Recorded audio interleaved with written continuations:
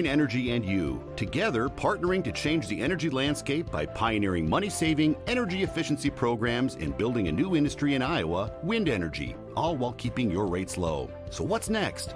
We'll keep delivering cost-effective energy efficiency programs while putting money back in your pocket. That's right. You decide how best to spend your savings. That's a partnership good for you, good for the environment, and good for Iowa. Another way we're obsessively, relentlessly at your service.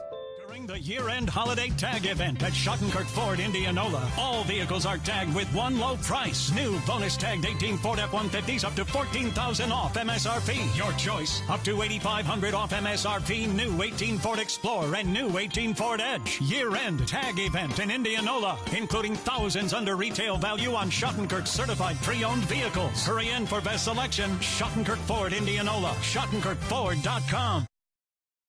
Here's to everyone who believes in competition and good sportsmanship, who knows it's not about the trophies or the medals, but rather the lessons learned. For those who understand, it's not whether you win or lose, just that you give your best. So go ahead, lace them up, take the field, have fun, and play. For the experience, for the memories, for the love of the game. Shields. Every month or so, there's another story in the media about when and how often we need to get our mammograms. Kind of confusing. When this happens, I like to consult with experts. So I called Iowa Radiology. They recommend women get an annual mammogram starting at age 40. They know that it's the best way to detect cancers early and save lives. And that's good enough for me. Visit iowaradiology.com or call to schedule your mammogram. Iowa Radiology, our focus is your good health. The Fletcher in Ankeny. Words cannot even begin to describe our Sunday brunch.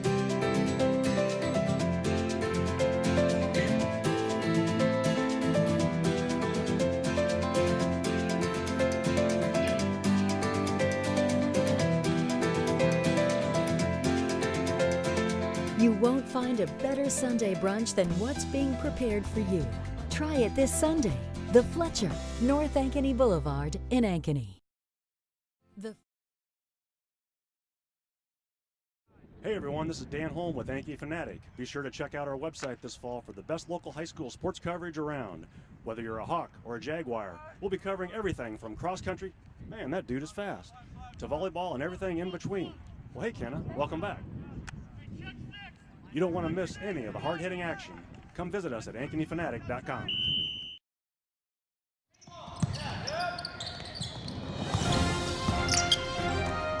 It's time for live high school basketball on the Central Iowa Sports Network.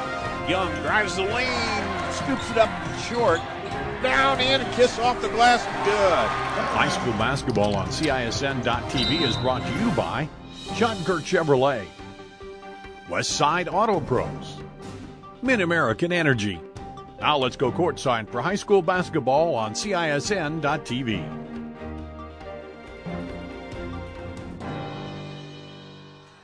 Good afternoon and welcome to Ankeny Centennial High School here on CISN.TV. Dar Danielson with you on a rare Saturday afternoon basketball game in high school as it's a makeup game here. Centennial hosting Waukee in a matchup of number 8 Waukee against number 11 Ankeny Centennial. And these two teams coming in after playing last night. Centennial getting a big win over number 5 Dowling 57-47. And Waukee downing Mason City 71-52. And that was at Waukee, so they didn't have to travel up to Mason City. But Waukee coming in at 10-4. Ankeny Centennial now 11-4 on the season. And making up this ball game that was supposed to be played Tuesday, but canceled because of the weather, or postponed because of the weather. And a little snow this morning made things a little bit slick out there on the highways, but people making their way now in here now for the getting ready to start this ball game and get it underway.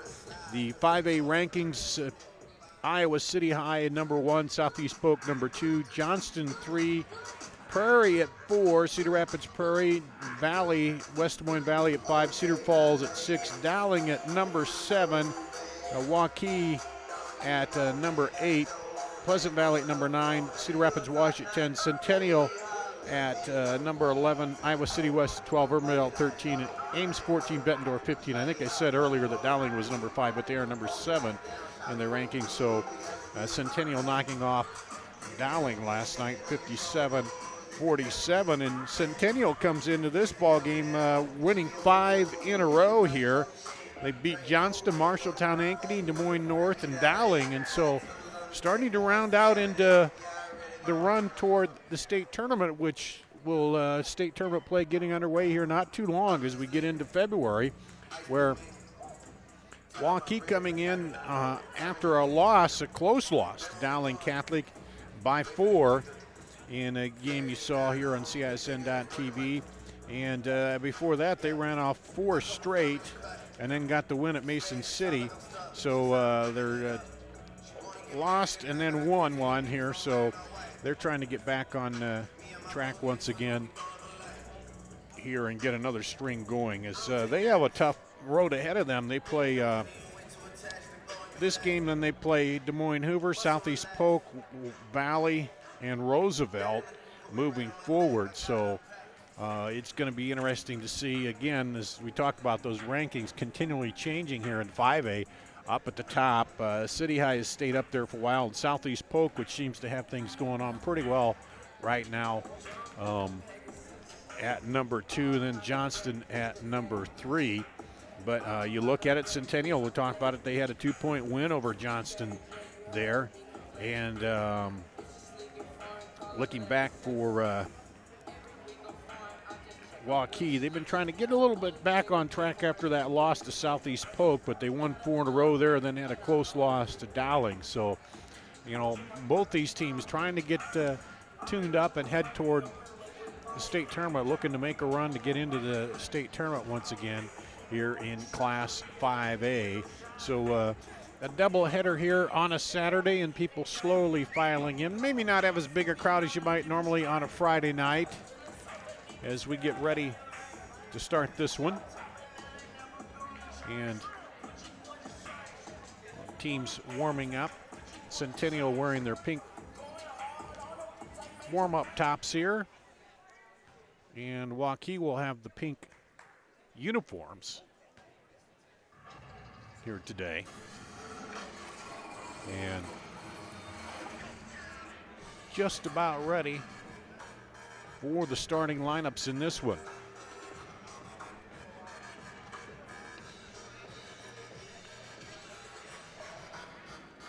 Talked about it, Centennial coming in at 11-4, averaging 58 points per game. Waukee at 10-4, they average about 68 points per game, so scoring at a little bit higher clip.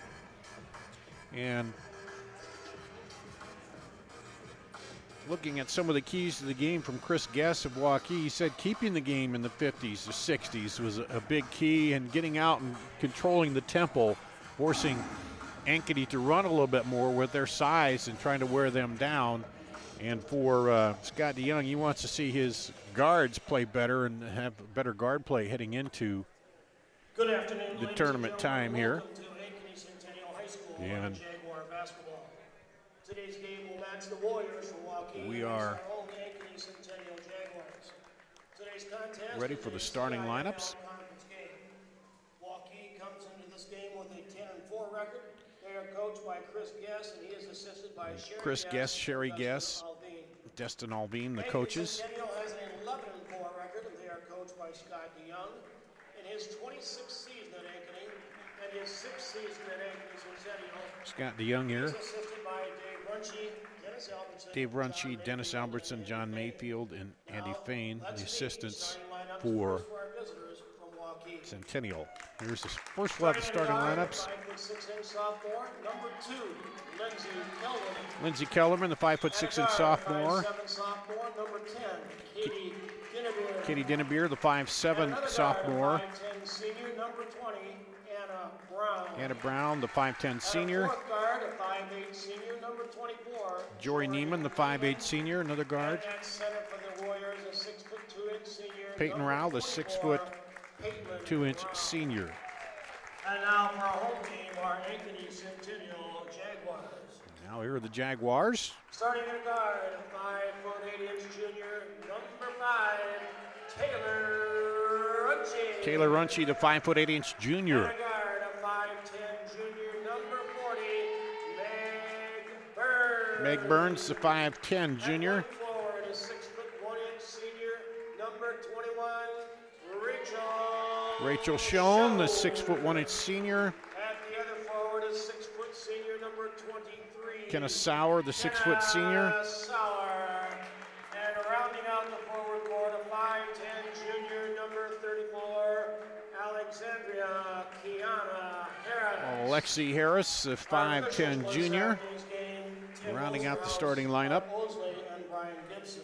Here for. Ladies and gentlemen, would you please rise and kindly remove your Now hats? we'll pause Turn for your the national attention to anthem. One of the flags at either end of the gym as we honor America with the presentation of our national anthem.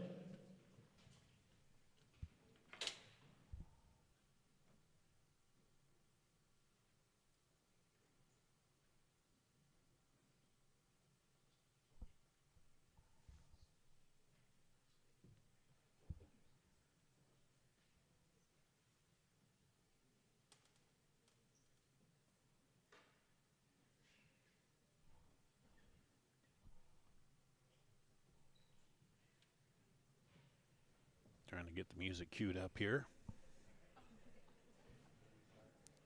Everything's a little different on a Saturday in a makeup game, but they'll get it figured out. Chuckles from the crowd as we wait, and of course. Be patient.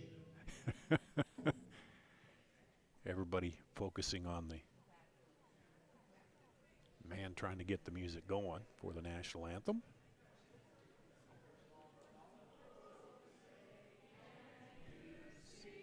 Now the crowd will sing it.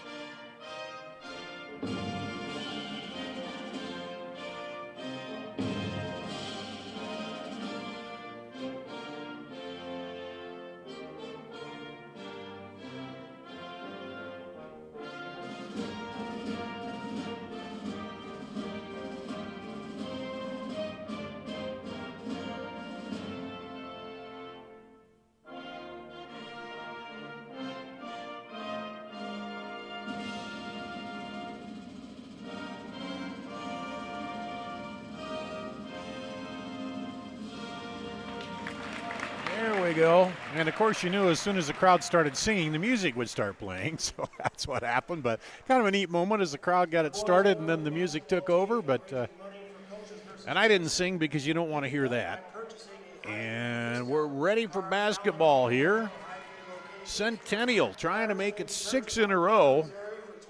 And Waukee looking to come in here and get a big win on the road. Is Scott DeYoung giving his team final instructions. Chris Guess the same for his team. And just about ready to get things underway.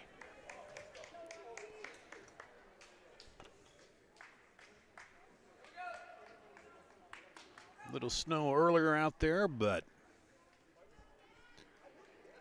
Rao steps in there. Sauer and is controlled by Centennial. And here we go.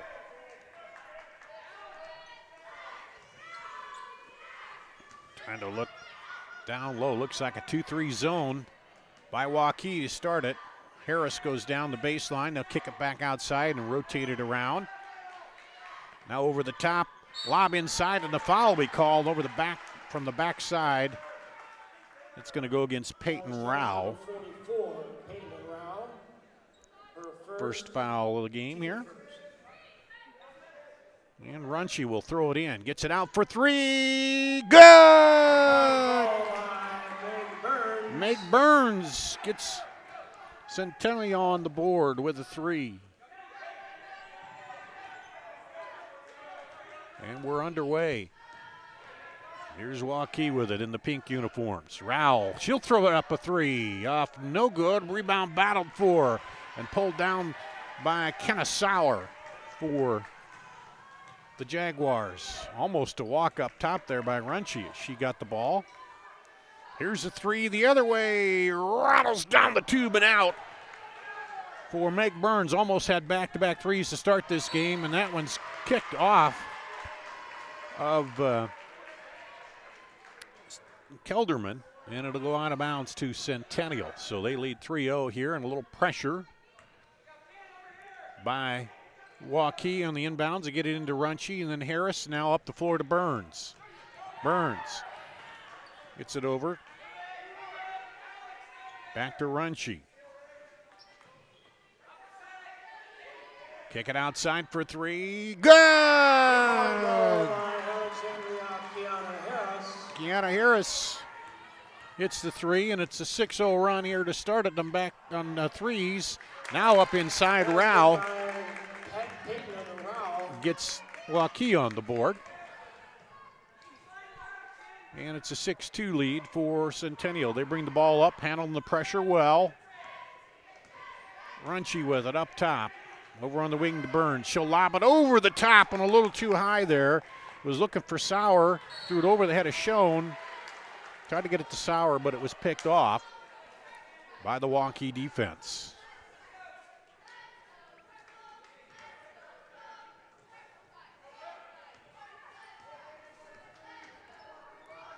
And here comes Waukee. Dinneber with it. Dribbles left under the pressure. Over the side to Kelderman for three. Good! Lindsay Kelderman, the sophomore, makes it a 1-point ball game. As now 5 straight points by Waukee.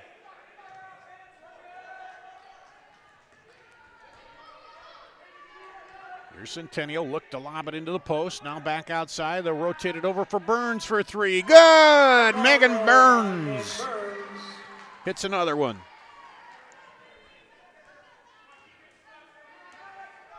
And back to a 4-point lead for Centennial, 9-5 here. About 3 minutes gone in the first quarter. Dinnebeer with it, working out front against Runchie, looking for a screen there. Gets it over to Neiman. Neiman will pull up an elbow shot, no good. Rebound, Peyton Rao fighting for it. It came over the top of her head. She couldn't find it, and Schoen got it. That was kind of a bad roll for Rao. It rolled up right over the top of her head, and Schoen picked it off there, and here comes Centennial with it. And that 2-3 zone down on the block. They get it in there, cross to Burns for three. Good! Meg Burns has her third three. And it's 12-5 Centennial. You're going to have to identify Meg Burns. Waukee is on the defense as they've rotated around that zone and found her 3 times. She's 3 of 4 from three-point range in the early going here. Kelderman up to Dinnebeer. Man-to-man defense for the Jaguars. They get a high screen. Dinnebeer goes around it, kicks it over. Here comes Brown. She has yet to shoot one. Now gets it knocked away, and it'll stay with Waukee. And number 10, Lily King comes in for Kiana Harris for Waukee. Or excuse me, for Centennial. Waukee inbounding under their own bucket. Into Dinnebeer to Brown. Brown lobs it into Rao. Rao turns around off the glass, no good. Runchie with the rebound. Runchie gets it up high to Burns. She looks at Schoen cutting down the lane, but decided not to go there. Now in on the block. They rotate it over to Burns again for three. This time it's a little short. But really good ball movement on the outside by Centennial. And Burns in the early going is 3 of 5 here as we get a foul. And substitution for the Jags, number 15, Jackie Pippin. the foul will go against Kennesaw, her first, team's first. The foul was charged to number 23, Kennesaw, her first, team first. There's a three-way, no good by Brown, but the rebound comes off to Waukee. Here's a three by Neiman is good. Jory Neiman hits the three and ends the run by Centennial. 6-point run. Substitution for the Warriors, number 34, Megan Ernie. Megan Ernie will come in for Peyton Rao for Waukee.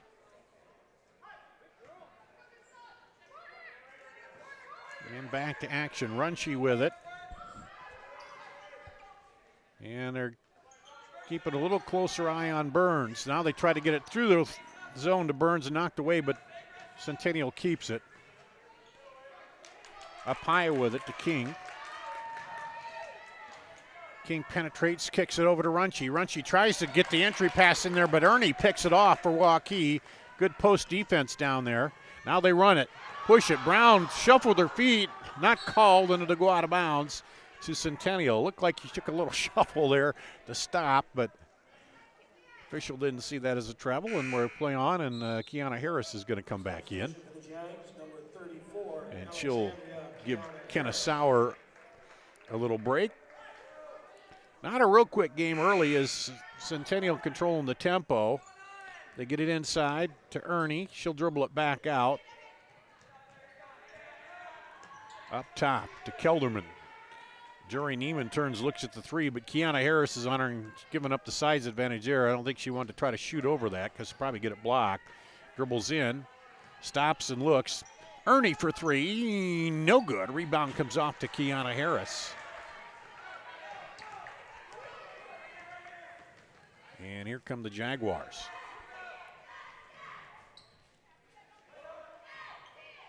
Up, no good, and the rebound. And a foul on the rebound. Foul charge number 15, Jackie Pippett. Jackie Pippett, her first, second team foul. Substitution for the Jags, number 25, Cleo Murray. And for the Warriors, Cleo Murray comes in Peyton Kelderman. for Centennial, and Peyton Kelderman comes in.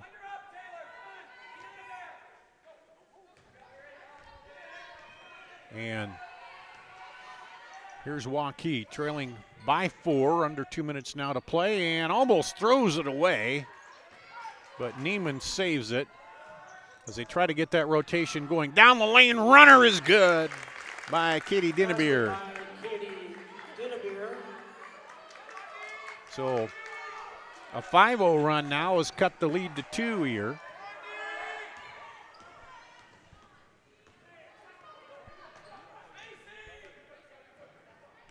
Or make it a 7-0.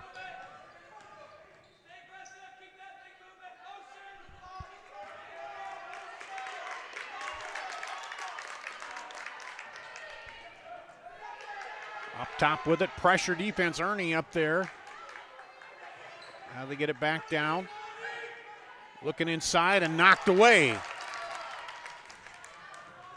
Brown will take it all the way down, up, and off, no good. Centennial looking for the charge there, but didn't get it. Now knocked away. Here's Brown. Comes down and had to go off of Brown. She turns and was looking for the foul, didn't get it. Rao will come back in for Waukee and Schoen for Centennial. Also Kelderman back in. Lindsay Kelderman will come in for Brown. So that lineup change seemed to favor Waukee a little bit. And it was a 5-0 run that Waukee's on right now. Up ahead with it. Back up top to Runshie. Now they lob it into Harris. She'll turn around and gets it partially blocked by Rao. And it'll stay with Centennial. Well, that's a good matchup. Rao at 6'2" and Kiana Harris down there. They list her at 5'10".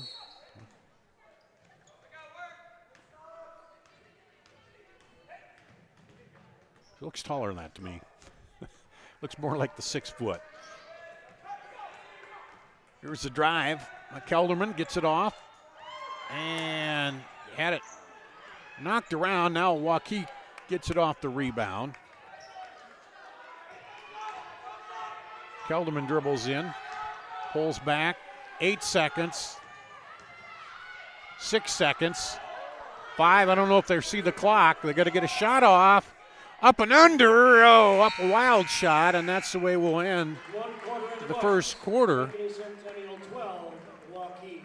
12-10 Centennial after one. We'll be back with the second quarter after this on CISN.TV. Hi, Ron here, head coach of Westside Auto Pros. When your car's on the injured reserve, you want to get it back in the game as soon as possible. I know that. That's why you need to bring it here to Westside Auto Pros. I have a team of experts that can fix almost every automotive injury. Whether it's a fractured joint, a brake, or if your car just got its bell rung, no problem. We can even do a complete physical on your car to make sure it's game ready for the entire season. So bring your car to Westside Auto Pros and we'll get it back in the starting lineup in no time. Hey, you guys are dogging it back here. Let's move it, move it, move it. Miss your hometown clothing store? The one that had it all? Everything to get the work done, all in one place? G&L Clothing is your hometown Iowa store. Stop in and see us. Or we're only a click or phone call away. Family owned for nearly a century. G&L Clothing, 1801 Ingersoll, Des Moines. G&L Clothing, your size, your style, we've got it all.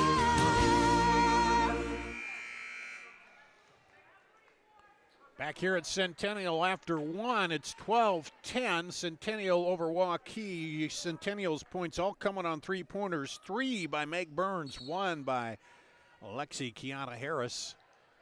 And Waukee has a couple threes, so been some outside shooting early here. 4, and theirs is taken away defensively by Meg Burns. She has 9 of the 12 points for Centennial on three-pointers here. That one knocked over by Kelderman. They wanted to foul, but I think that was a good call. She was just up in the air and came down on Burns, and there was no movement by Burns at all. So Schoen is back in there now. And Sauer, Burns, and Lily King is in. She's the only non-starter in now for Centennial here. Harris kicks it up top and knocked away. And they're going to call the foul on Burns, I believe, was on the floor. Yep. Foul charge number 40, Meg Burns. Meg Burns with the foul. It's her first and the third team foul here. Number 14, Peyton Kelderman.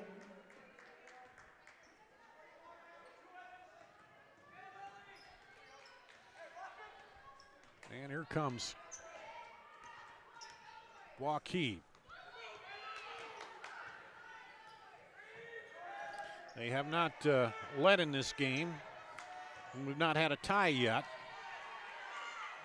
Lob it into Rao. Rao takes it in the middle. Up and under and off. No good. And could not get it to go there. Inside against Kenna Sauer.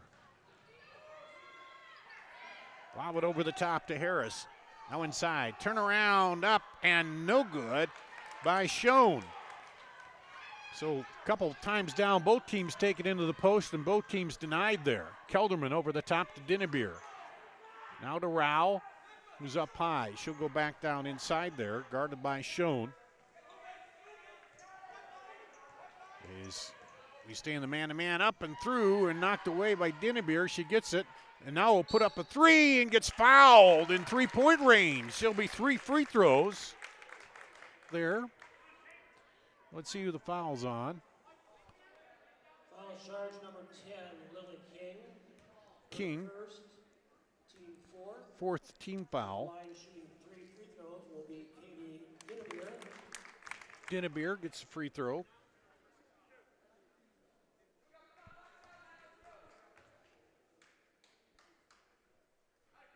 Gets the second one, and she'll get one more here. Dinnebeer is 77% free throw shooter, and she's tied it up, our first tie here, and she could give Waukee the lead with this free throw. It'll be their first lead of the game. Centennial's had 2 4-point leads, the biggest of the game so far, and here's the third free throw away and good. So 3 of 3 from the free throw line, 5 points for Dinnebeer, and she gives Waukee their first lead at +1 here off the 3 free throws. comes Runchi. Over to Sauer, looking down low for Schoen, but not there. On the drive, and a foul will be called as Cleo Murray takes it in. And that'll go against Kelderman. Lindsay Kelderman. Just a second team foul on Waukee.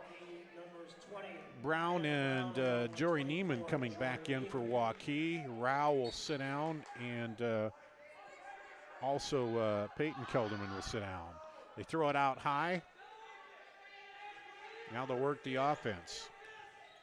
Runchi to the wing. They skip it across to Burns. This time they keep tight on her, and she drives and misses. Burns with 3 threes. There.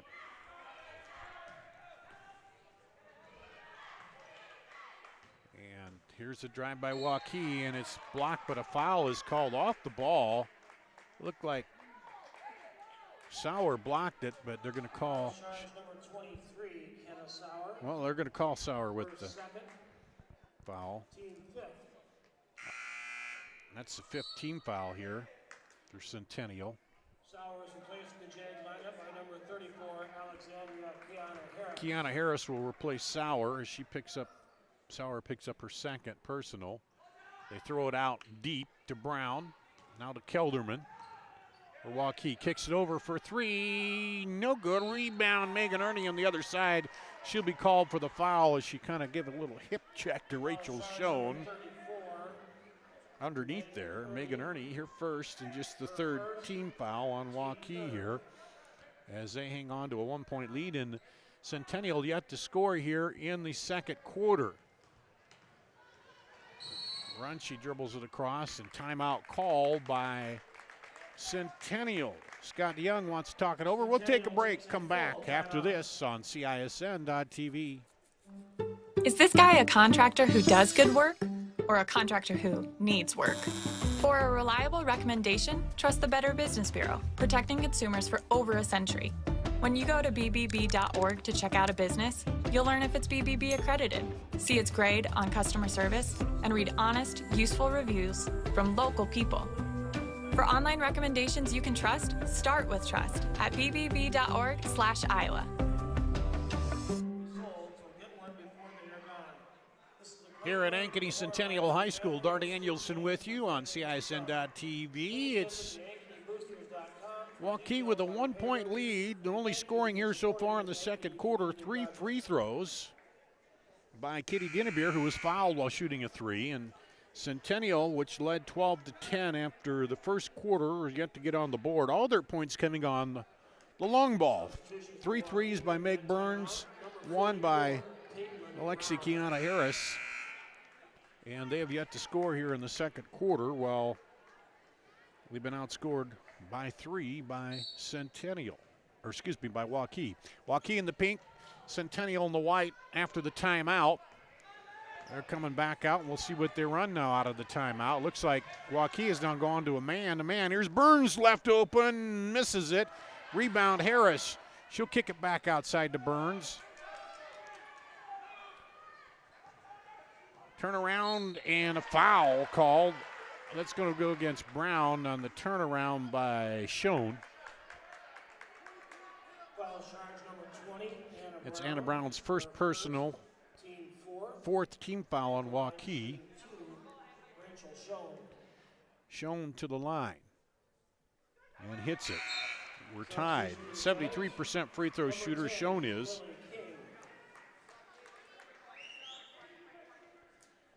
And that would be our 2nd tie. And she can give Centennial the lead back here. Everybody goes quiet and hits it. Not a big crowd here today with this being a makeup game.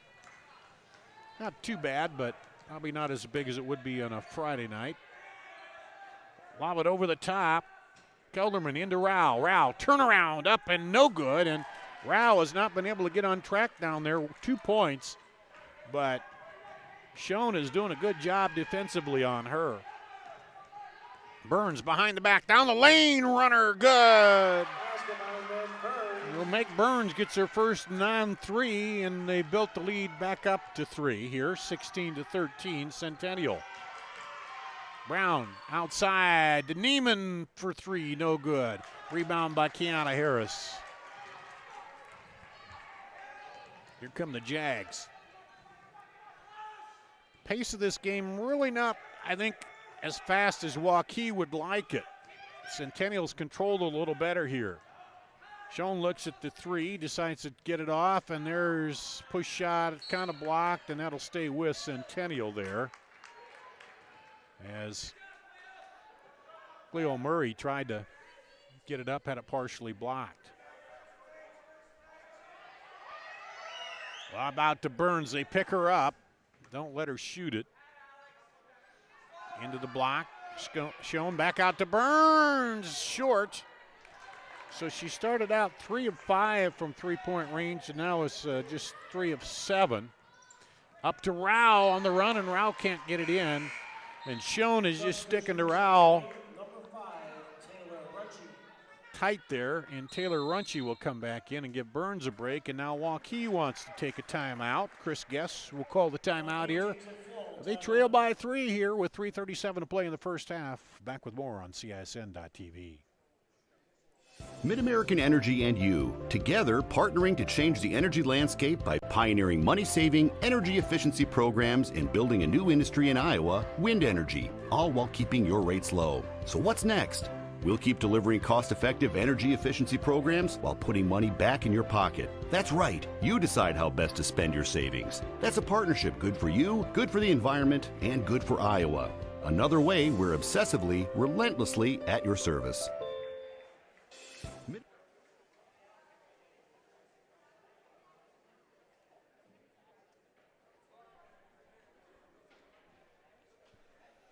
Here at Centennial, Waukee pulled ahead to start the quarter, but a run here now by Centennial of 4 points has put them up by 3, 16-13.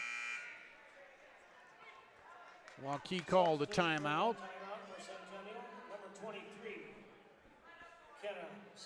Kenna Sauer back in for Centennial after the timeout. And Sauer wide open in the middle there as they break the pressure. Get it to Sauer. She'll throw it across court. Over for 3. A little bit long there on the shot by Murray. Here comes Waukee. This is the tempo they want to push it. Into Rao. Rao this time wide open and puts it up and good as she got by the defender. Nobody dropped in there. And it's a 1-point ball game. And then a foul called, a hold. Defensively, I think that's go against Kelderman. Yeah. Lindsay Kelderman, her second personal, just the 5th on Waukee. Now they both have 5. And the officials coming to the bench to talk about something here. So each with a couple to give before we're shooting the 1-on-1. If there's a question about substitutes or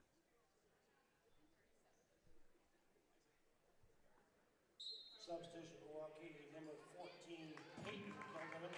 So Peyton Kelderman will replace Lindsay Kelderman. There, you trade the sophomore at 5'7" for the sophomore at 5'6". And there's Kelderman with the foul. Peyton Kelderman, a little too tight. Guarding. So that's now her first and the 16th foul now. So Centennial will be shooting a 1-on-1 here now with the next foul. Runchie brings it up. Look inside, they go back outside for 3! 3-point goal by Cleo Murray. Cleo Murray for 3. And it's back to a 4-point lead, the biggest that Centennial has had in this ball game. Into Rao, knocked away.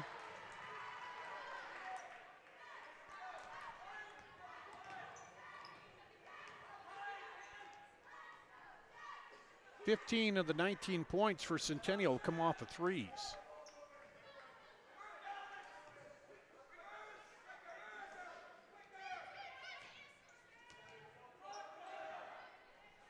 There's a three. That one's a little too long.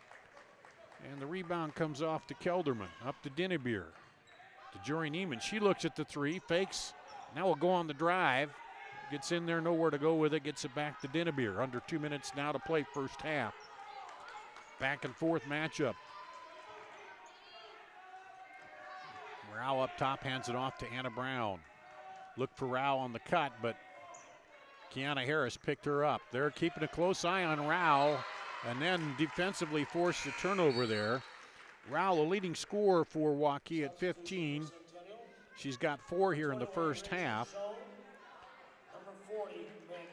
Burns and Schoen back into the lineup for Centennial.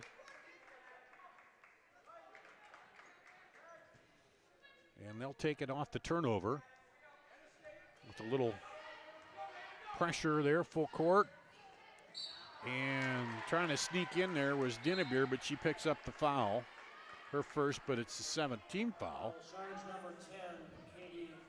So that will send Centennial to the line. Substitution for Waukee, number 34, Megan Ernie. And at the line, shooting at 1-1, Meg Burns. Meg Burns, an 80% free throw shooter, 85 shooting the 1-1 and hits it. So not the person you want to foul there, as she's now got 3 threes, a 2 and a 1. Here for 12 points. And make that 13 as the lead goes to 21 to 15. 6-point lead, the biggest here of the game for either team. Waukee's only lead by 1. And almost a 5 count. They get it away over to Meg Ernie. Now cutting down the lane is Neiman, and she draws a jump ball, I guess they're going to say. Or did they call? No, they called the foul. Okay, they called to Murray. 16 foul. Jory Neiman to the line. Substitution for Centennial, number 10, Lily King. She hits it. Neiman, an 84% free throw shooter. Oh, and she misses it. And jinxed her there. So a 5-point lead for Centennial. The pressure again. Almost picked it off, but it gets through. Now they trap Runchi. She's trying to get it away and finds Burns. Coming up on a minute to play here first half. Centennial trying to build on a 5-point lead. Get it in there to Schoen. Schoen gets it off. Oh, knocked away. Dinnebeer steals it. Up ahead, Megan Ernie on the breakout. Goes up, misses it. Rebound, back out, Dinnebeer, 3. Good! Katie Dinnebeer for 3. And it's a 2-point ball game. The pressure for Waukee paying off on a turnover and then a 3 on the rebound there. Burns dribbles it across. Blocked away, taken away by Neiman. The steal by Waukee. They could tie it up or take the lead here. There's a 3. Good! Burns gives them the lead. 10 seconds to go. Pressure by Waukee. And there's a foul out front. Jory Neiman, a reach foul, which will send, that's her first. 8th team foul, though, so it'll send Runchi to the line. 7-0 run there by Waukee to close to within 1. Taylor Runchi to the line for the 1-1. He's shooting 65%. That one off, no good. Rebound, 4 seconds to go. Racing to the other end. Kicks it over to Dinnebeer. Shot is off. And the fans wanted a foul on the shot here, but it goes off the Waukee fans, and that's the way we'll stand at the half. 21-22. And I don't think Chris Guess was happy with that either. I think he thought she got fouled on that shot. But we got a 1-point game at the half as Waukee makes a wild 7-0 run to end the second quarter. We'll take a break, come back, and run down the first half scoring after this on CISN.TV. It takes more than a great price and great selection to continue to grow every year. We believe the reason is our core values. Hard work, we work hard for you. Integrity, it's not optional, it's required. We build trusting relationships and don't run when the problems arise. We're always improving the customer experience. It's been the Schottenkirk way for over 50 years. Schottenkirk Chevrolet, Waukee, and the all-new Schottenkirk Ford, Indianola.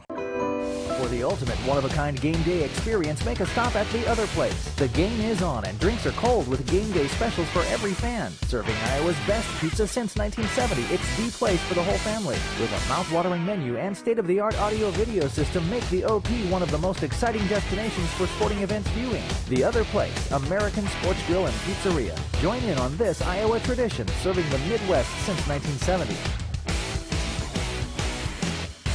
Hi, I'm Chris from Fireplace Superstore. You may have noticed it's starting to get cold outside, and if you're like a lot of folks, that old fireplace in your house isn't doing you much good. You need to replace that thing with a high-efficient gas fireplace from Heat & Glow. We're going to come in, take your old wood or gas fireplace out. We're going to replace it with a warm, cozy, high-efficient, easy-to-use fireplace from Heat & Glow. It'll be the best thing you ever did to your house. Come see us today, because nothing's better than a warm fire on a cold day. Hi, I'm Chris.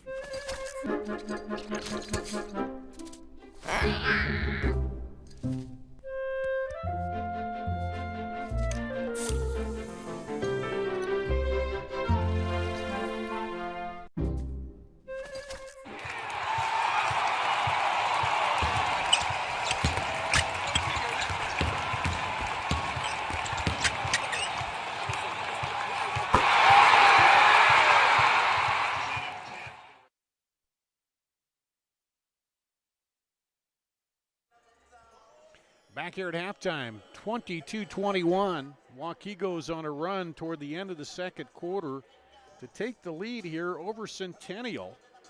And they turned up the pressure defense and end up taking a 1-point lead, which is, they led early in this quarter when they hit 3 free throws and led by 1, and that's been their biggest lead of the ball game here. And trying to run down the scoring for you. Let's see, 16 for Meg Burns for Centennial, 3 for Cleo Murray, 3 for Kiana Harris, 1 for Rachel Schoen. For Waukee, 4 for Peyton Rao, 8 for Katie Dinnebier. Wait, that's not right. 6, yeah, 8, 4 for Jory Neiman, and 3 for Lindsay Kelderman. And that doesn't add up right. I'm going to have to figure that out. I'm missing a bucket somewhere here. And so it's 22-21 at the half. Centennial led 12-10 after 1. They've led by, their biggest leads have been 4, but they've hit, well, they had all threes in that first quarter. They hit 4 threes. And then Centennial made the run back here to take the lead right before the half. Paul Yeager is here with me, and you've seen a lot of Centennial here. I've seen a little more Waukee, but the pace was more Centennial's early in the game, but then that ending pace where Waukee was running and gunning is more what they want to see here against Centennial. So I didn't get here until about 3 minutes left in the second quarter. So had Waukee been running that pressure the whole game, or was Kind that of, a wrinkle? Well, they've been running it, but Centennial was breaking it pretty well. So it looks like they've done something different, and not a lot of teams have done that against Centennial this year, and that's the only reason I asked ours. A lot of teams have felt that we're just going to – Centennial slows the pace. That's one way to change the pace of the game and create a little, I don't know, distraction. Well, is that, disruption is right. probably the more accurate. Waukee was pressing, but Centennial was just taking their time and just moving it up the floor and weren't quickening the pace. But in that last 3 minutes, it really got quick where, Waukee was flying all over the place and knocking it away and just – And then one thing, Waukee has not had a lot of, they weren't breaking very well and moving the ball up the floor quickly where they did in that last 3 minutes. They got it up the floor quickly. They found Peyton Rao underneath a couple times. Well, teams have for years tried to figure out how to adjust the pace against a Scott DeYoung team. Yeah. That's one way to do it.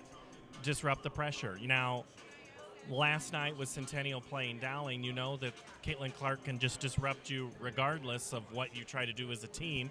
And other teams just don't have the horses or the athletes to compete with Centennial. So Waukee does, and that's why this game is so intriguing. And that's about what I expected, this score, and about this spread of a point total. Yeah, and I think they're going to have, Centennial's going to have to talk about that. At half, we can't let that go on with it because that could balloon up quickly on that for Waukee. They have the ability to pull away from you quickly and do that. We saw them do that against Valley where they can get that lead quickly. And Centennial's not that team that's built to, as you know, to come back from a big deficit like that. They like to keep it tight. They trailed, it might have been Dowling. I think they trailed Dowling by 9 twice in the third quarter and came back to win. So it is possible, but it's not by much. What did they do against Caitlin Clark? Did they double her up, or did they just? Very good question. I'm the one who opened up the door to it, so you think I would remember. They let her get her points, but they just didn't let the rest of the team beat her. Yeah. And that seems to be the strategy that's kind of unfolded a little bit. If you can kind of let her get her points, but not let her get her points in spurts, if you know what I mean. Like Valley let her get a 13-point quarter, but then they double-teamed her and kept her to a 5-point, and then in the fourth she got more. But what was last night's score between Centennial and Dowling? 55-50? 57-47. So 47. Caitlin Clark had, 41 of the 47? Is that what it was? It was something like 40. It was in the 40s of the 47. Yeah. So that's the strategy coming up. And those other players, then you got to find a way to get it to them or get them to step up. Yeah, so I'm here to see Waukee. I have not seen them. You're the official broadcaster of the Waukee Warriors, and so I have to step into your turf. And, no, that's all right. see Yeah, what I've seen them quite, and I've seen them. They have a little bit of that mix with Rao. They can take it into the post there to her, but they also can run it with Anna Brown, Jory Neiman, the Keldermans, So I think they'd like a little quicker pace, but if they have to go then half court, they can get it into Peyton Rao, and score it. And then she's been shooting a little more outside lately too. I noticed in the last several games, and become a little bit more where she'll come up. Usually she'll come up top, take that pass, and dish it off. Where there's a few times where she turns around, she's open, and she shoots it. Now she's not going to do that all the time, but it just kind of keeps them honest. Let the shooter shoot. Isn't that what they say? That's what Tom Izzo said Thursday night. On the game, FS1 had audio of Izzo at halftime, and he says, you got to shoot to shoot. You got to make it. You're not going to score unless you shoot. So that's what coaches will tell those ones that are shooters. Just keep shooting. Yeah, and looking at these rankings, Paul, still it's kind of, Southeast Polk seems to be motoring along right now. That's the best team I've seen. Yeah, I think right now, from what I've seen, they had they had that hiccup after they got rid of number one, but then it seems like they've been playing pretty well. Johnston has been playing well. But Johnston's coaching staff is here, by the way. Don't know if you saw Coach Gillick over there to your right. Yeah, and so right in here. And then Valley's been a team that's been up and down a little bit too. Valley, they've had issues where they get behind and then trying to come back. And because they're – not the size, and they like to run, so they're a little bit like Centennial, and they don't want to get behind, and if you get ahead on them, then that can be an issue. I'll slip this in lastly here, and I'll let you get your break before the second half, Dar. Big game next Saturday, a week from today, is City High comes over to face Dowling Catholic. And that'll be then City High also, I think, has another game over here with another Central Iowa team. So we'll find out a little bit about City High, how good they are, and we'll find out how good East is compared to Central. Yeah, because we talked about it. You and I, we have talked about it. We don't get to see the eastern side teams much because we're doing all the games here. And it is interesting because City High ranked number one, and to see how they do match up here, because we know in the CIML these teams are going to butt heads and knock each other off here and there, and we'll see how that goes with City High. So do we need a break, or do we – no, okay. All right. We'll keep it right here. Thank you, Dar. Have a good second half. I'm going to go sit and watch. Yeah, it's kind of strange to be out doing a game on a Saturday. But what's that? It's kind of weird to do a game on a Saturday, but then it's kind of nice to wake up and I didn't have to go to work and get off work and rush up here. And, so anyway. Some All thought right. you didn't work when you were at work, Well, but that's you another know, discussion for another point. Thanks, Paul. 10, Katie Dinnebeer. 20, Anna Brown. 24, Jordan Newman. So- And number 44, Peyton Rao. Centennial will go with number 5, Taylor Runchy. We are about ready to get underway here in the Kenna Sauer, 34, Alexandria Kiana. third quarter. Looks like the starters pretty much will be back in here for Centennial and Waukee as we go to the third quarter. Waukee leading by 1. And there's inside turnaround. Rao on the defense there against Schoen, and she'll have to kick it back outside to Burns. Now back into Schoen. Schoen's turnaround against the double team and draws the foul against Rao. And that's Peyton Rao, only her second, the first team foul here in the second half. And Schoen will step to the free throw line and hits it. Shooting free throws, Rachel Schoen. Rachel Schoen ties it up, our third tie of the game. And she'll get one more. And gives Centennial the 1-point lead. Schoen with 3 points unofficially here. I think I credited a basket to the wrong player here somewhere because I'm a basket off on both of them. I'll chalk that up to working on a Saturday, huh? Out top with it, Brown. Kicks it to Rao. Neiman looking. Now Neiman will drive the middle. Spins around, shoots it good. Jory Neiman with the bucket. Basketball, Jordan Neiman. She's got 6 and gives the lead back to Waukee. They're in the pink uniforms, Centennial in the white here. Kiana Harris gets it over to Runchy. Now back inside, up and good. Nice move inside by Schoen. That's her first field goal of the ball game. And now take it away on the other end by Schoen.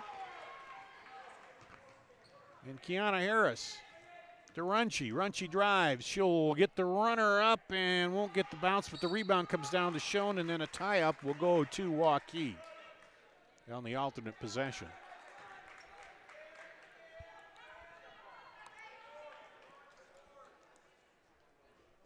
Looks like full court pressure now by, well, a little token pressure there by Centennial as they are in the man. And Dinnebeer handles it over to Neiman. Cross to Dinnebeer for 3. No good. Rebound comes off to Burns. Burns brings it up against Kelderman and Dinnebeer. She'll break the pressure there. Lob across. Schoen up, and she'll draw the foul.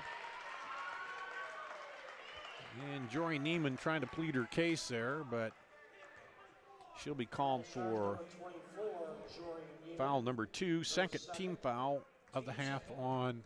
Back at the line, shooting 2, Rachel Schoen. And here's Schoen shooting again. Hits it. Substitution for the Jags, number 10, Lily King. Schoen shooting 74% coming in.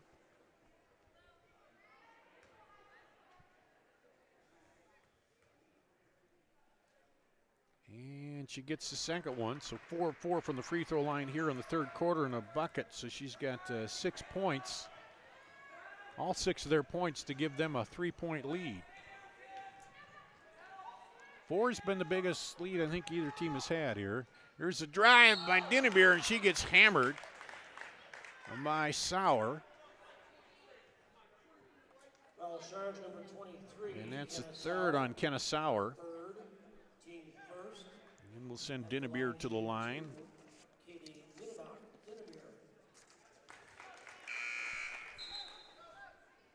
Sauer is replaced in the Centennial lineup by number 34, Alexandria Kiana Harris. Dinnebeer hits the free throw.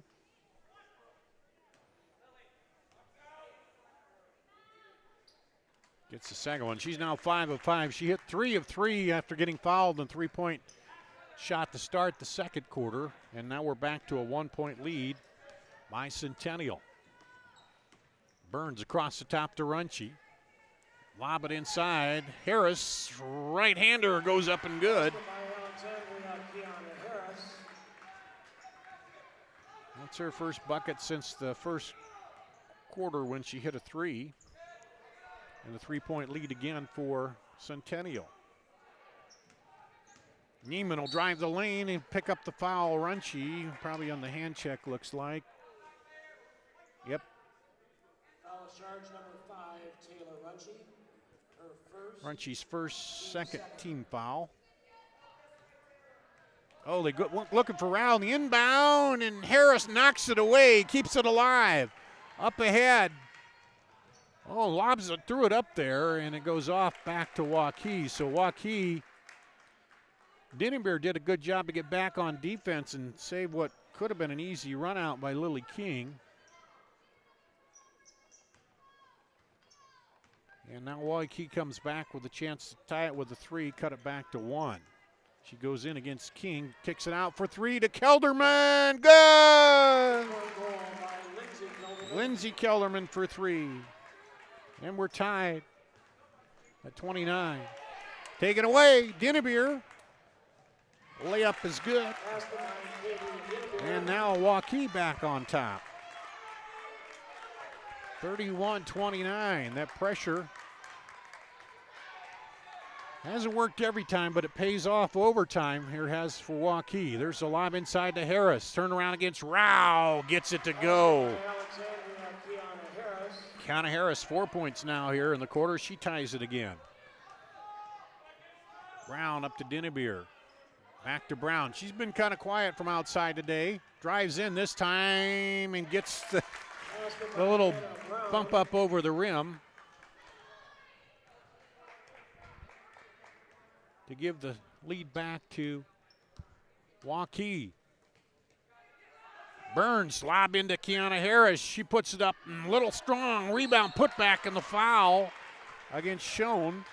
She'll go back to the line, and let's see who this is on. Foul charge number 24. Neiman. That's her third team foul, and Schoen back to the free throw line. At the line shooting 2, Rachel Schoen. And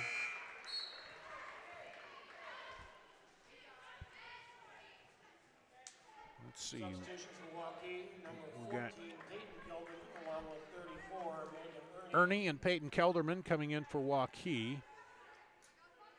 For the Jags, substitutions numbers 15, Jackie Pippett in for 23, Kenna Sauer. and Sauer in for the Jaguars, and that's now 6 of 6 in the quarter on free throws for Rachel Schoen, and we're tied again.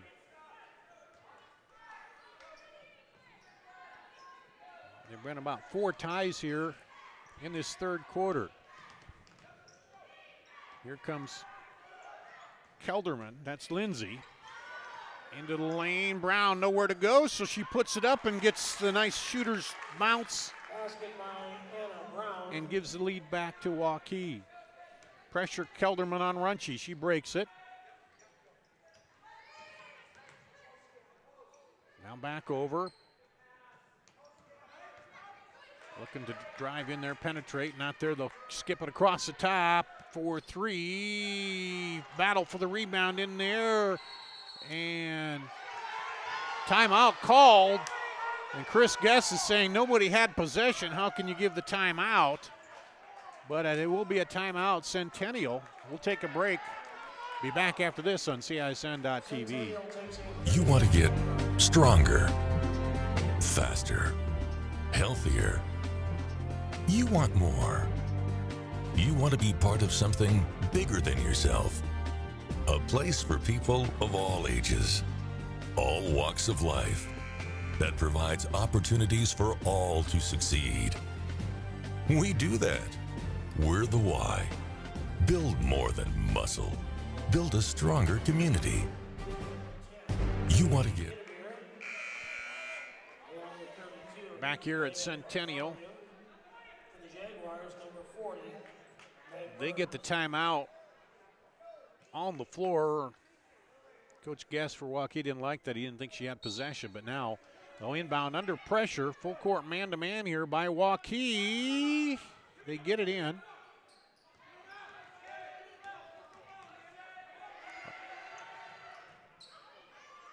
And Lob it up, and the foul. The ball doesn't go. Just about got it to go on that one, Murray.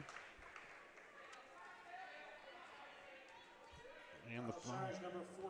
Peyton Kelderman will pick up the foul. Fourth team foul, second personal. Murray to the line. Excuse me, Pippett to the line.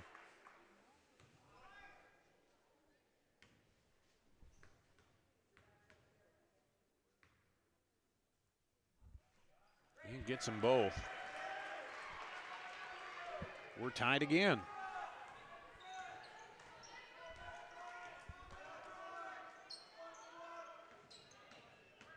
On the drive, kick it out to Kelderman. There's Ernie up top to Brown. She drives in against Burns.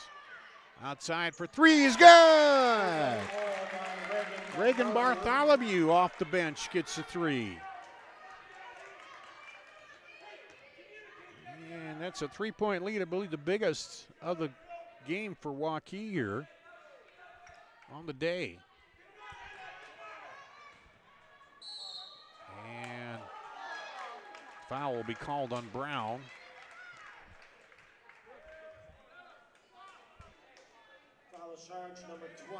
That'll be her second, team's fifth. So the foul's piling up on Waukee here. Murray now to the line to shoot two.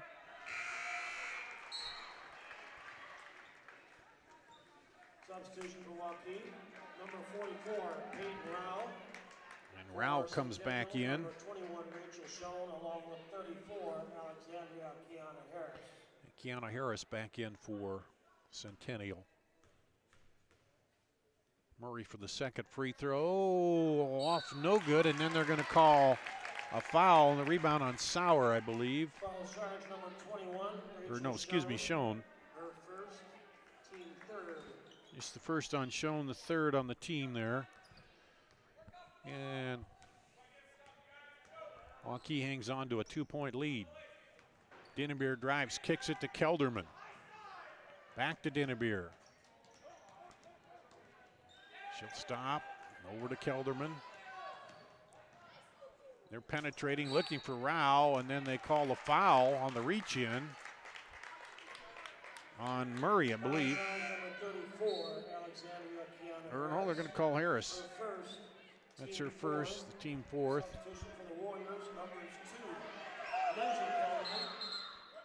Well, they got 6 players, and that hasn't been legal for quite a while, but they get her. They get the 6th off the floor now.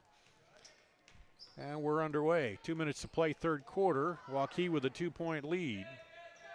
That was Lindsay Kelderman coming back in for Peyton Kelderman. She'll drive baseline against Harris and looking for Rao. Not there, over to Neiman. Neiman drives and she'll pick up the foul, I think, on Burns.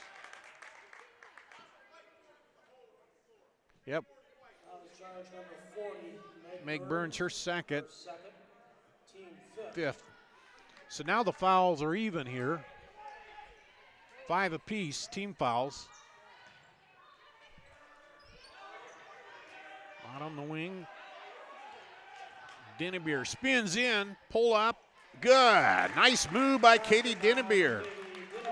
Break down the defense and give a 4-point lead to Waukee, their biggest of the ball game.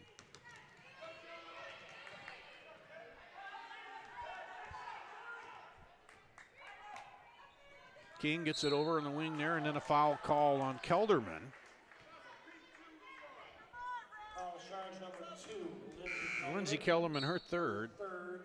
Team sixth. Sixth team foul. For the Jags, number 5, Taylor Runchie comes in.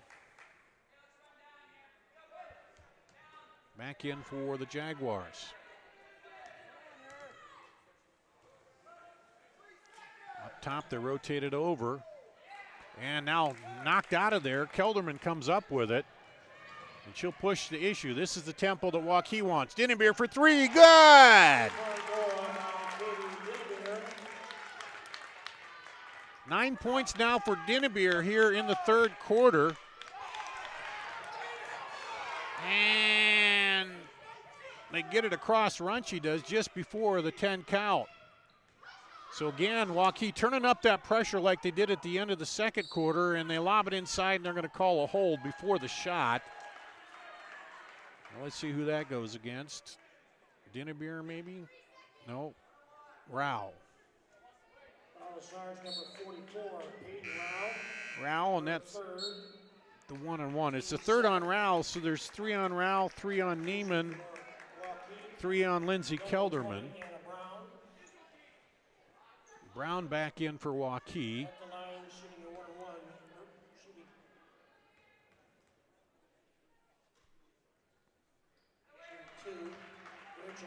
Schoen goes to the line.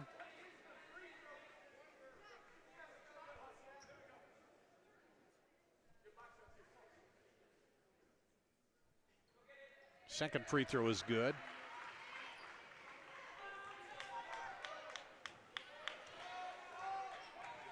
And Waukee will see if they play for one now with a 5-point lead at the end of the third quarter. Dinnebeer pulls it out against Runchie. Looks like that's the plan. Now over to Kelderman. 8 seconds. They got to kind of get her trapped. Dinnebeer now gets it back. Over to Kelderman. 3 seconds. Get it off to Brown. We'll have to throw one up. They aren't going to get a shot away, so good defense by the Jags.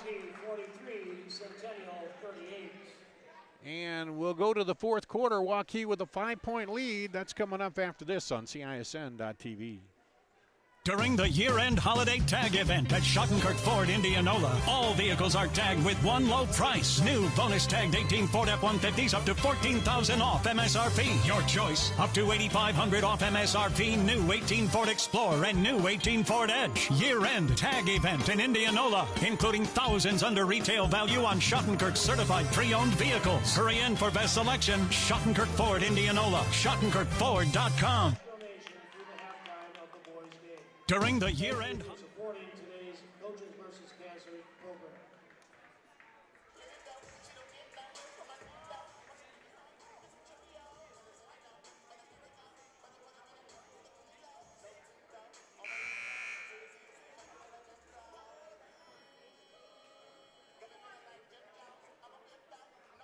Substitution for Waukee during this quarter break. Number 44, Peyton Rao. And for the Jaguars, number 23, Enosau.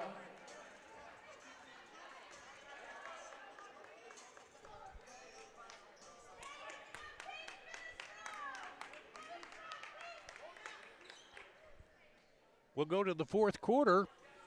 Waukee up 43-38 after outscoring Centennial 21-17 in the third. And Centennial will start with the ball. Runchie gets it off to Burns. Lob down on the post. Ernie is in, or excuse me, Brown is down there on Sauer.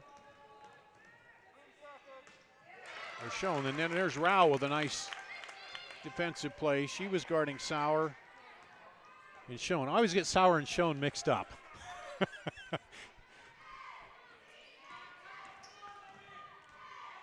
Here's Kelderman to Dinnebeer. She'll drive the lane. Nice bounce pass off to Rao, but good recovery inside by Runchie and knocks it away.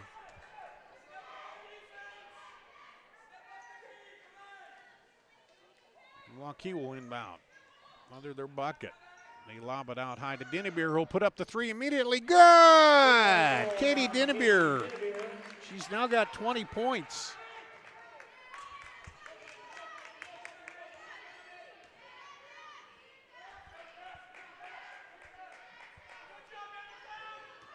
Here's Burns, who's been quiet since the second quarter. That one up no good. Rebound comes off to Waukee.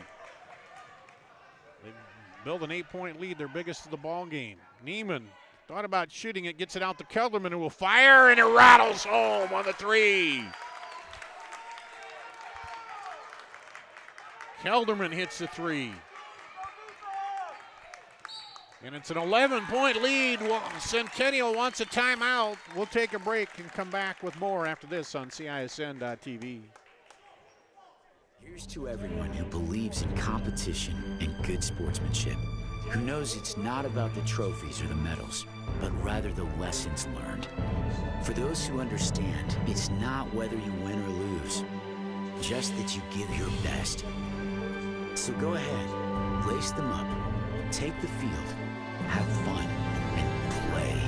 For the experience, for the memories, for the love of the game. Shields.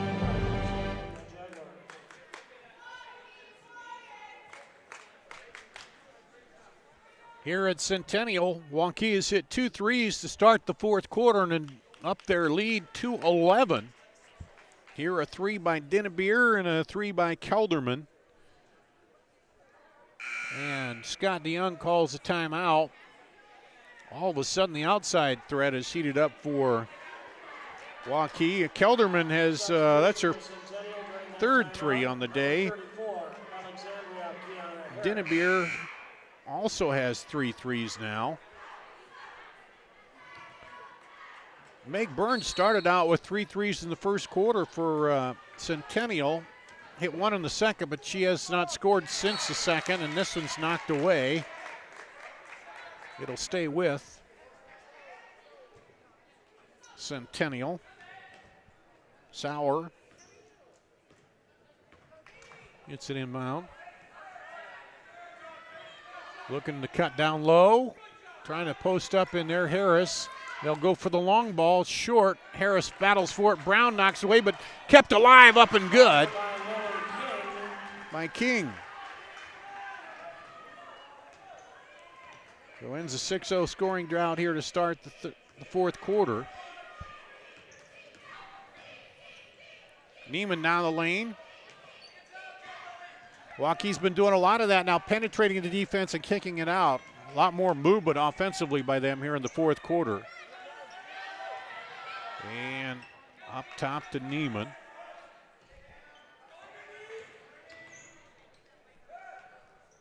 Up and good. Rao, her first bucket since the second quarter. She's their leading scorer.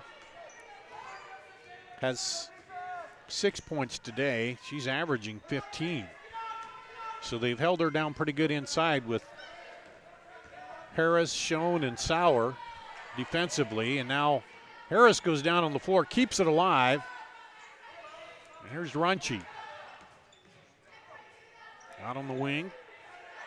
Lob inside to Harris. She's underneath the basket. Adjusts. Nice job to get herself set and get a good shot. And cuts the lead down to 9 here.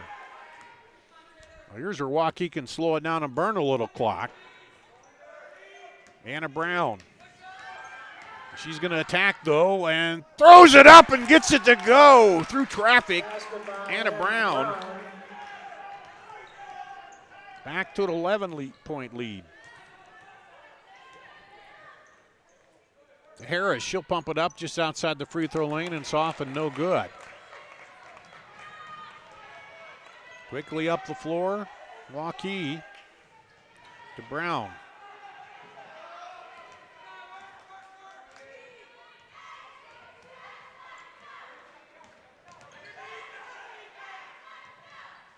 And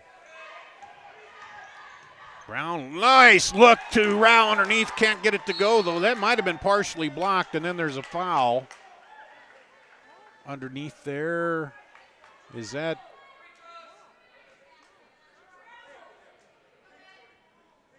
Foul charge number 20. On Anna Brown. Her third, team 8. Third on Brown, the 8th. So Harris will be shooting free throws. Substitution for Waukee, number 34, Megan Ernie.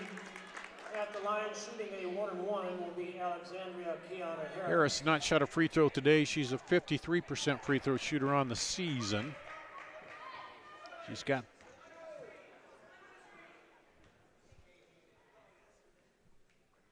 guessing up no good. 7 points coming in, or make it 9 points. Misses the 1-1. Out for three to Dinnebeer. That one's long. Battle for it, and it'll go back to Centennial. And Schoen back in for Harris with 3:48 to play. Centennial need to make a run here to pull back close in these final 3:48. And knocked away out front. Dinnebeer picks the pocket of Runchi, goes up and gets the foul. It should go to the line.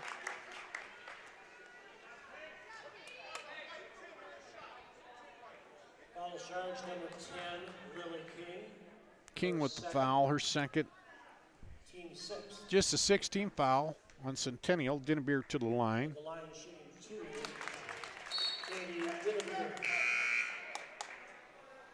Substitution for Jaguars, number 34, Alexandria Kiana Harris back in, and I'm not going to tell you what Dinnebeer's done at the line yet till after this free throw. And she hits it. She's perfect from the line today. 7 of 7.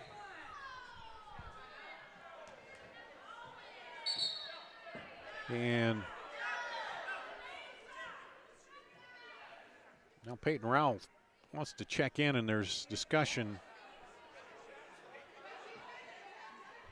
about whether to let her check in or not.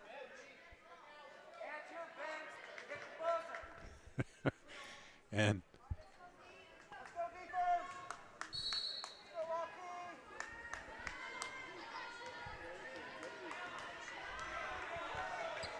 trailing by 13. Here's Centennial with it. Powers it inside, the bucket and the foul. Sauer off balance, got it to go off the glass. Foul shot number 24, Jordan Neiman. Neiman picks up foul number 4, team foul 9. Substitution for Waukee, number 44. And Rao comes back in. At the line shooting 1. Sauer to the line to shoot 1.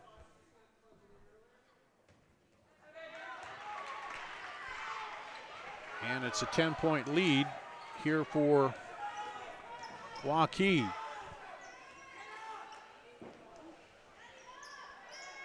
Kelderman to Neiman.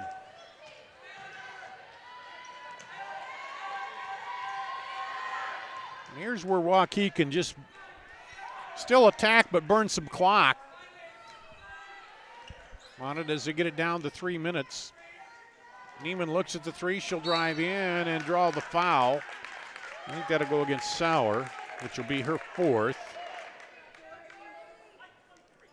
Foul charge number 23, Kenna Sauer, her 4th. Team 7. Team 7. At the line, shooting a 1-1. Is Jordan Neiman. Neiman hits the front end of the 1-1. She's got 7. Hits that one.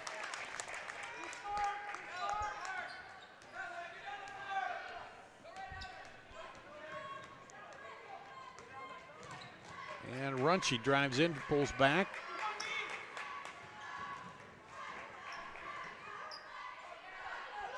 Into Sauer. Now lob inside.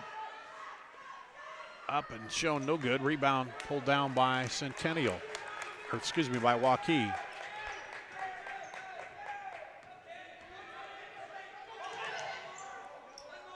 Neiman will hold it, now throw it to the corner. Kelderman for 3, no good. Couple of big threes to start the 4th quarter by Dinnebeer and Kelderman, kind of up that lead of Waukee. And then there's the foul. Let's see if that goes against Dinnebeer. If it does, it's only her 2nd. Yep. Foul charge number 10, Katie Dinnebeer. 10th team foul, so it'll be double bonus here on out for Centennial. Runchi to the line. Runchi has free throw. And Substitution for Jaguars, number 34. Runchi misses it. Kiana Harris back in for Centennial. And there's the free throw for Runchi. And a quick timeout called. 30-second timeout.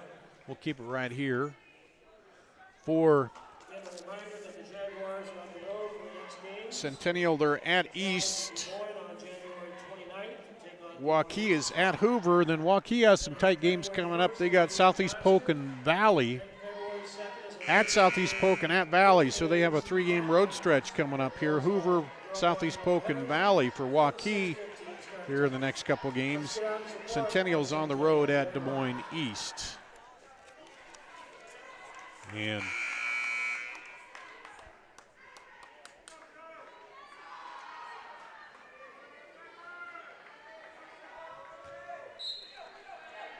here we go. A little pressure now by Centennial. And they break it. Dinnebeer over to Brown. Brown will drive all the way in. Loses the handle, but it goes off of Centennial. Almost looked close to maybe a charge on Brown there as the clock stops with 2 minutes to play. Bounce pass into Dinnebeer, back out. Neiman, she drives and leaves it short. Rebound comes off to Schoen.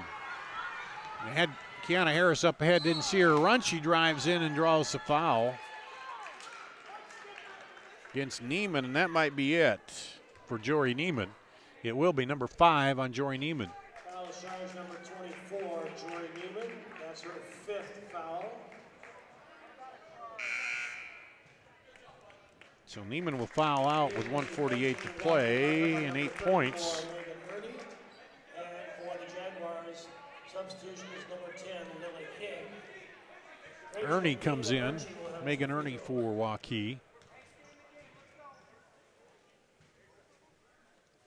Runchi hits the free throw.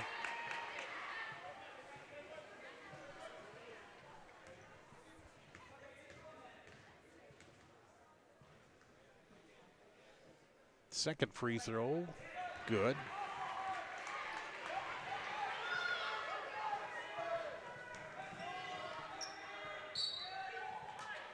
And then a foul.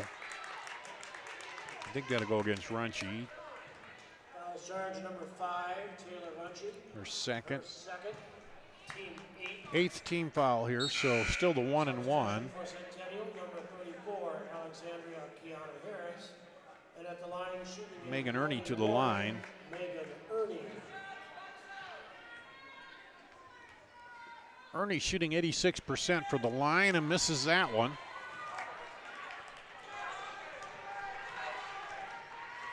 So here comes Centennial. Still, they need to score quickly here.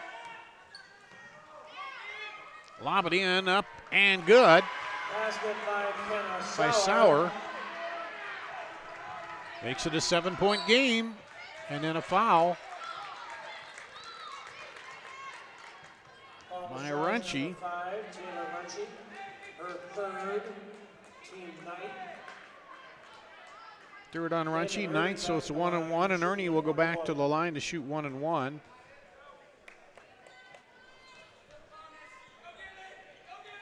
And misses it.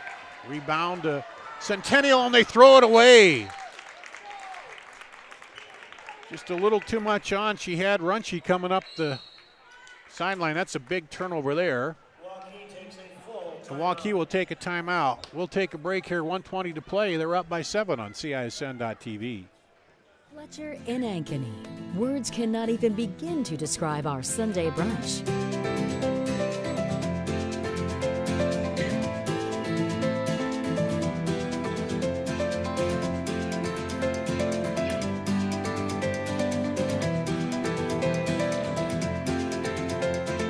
You won't find a better Sunday brunch than what's being prepared for you.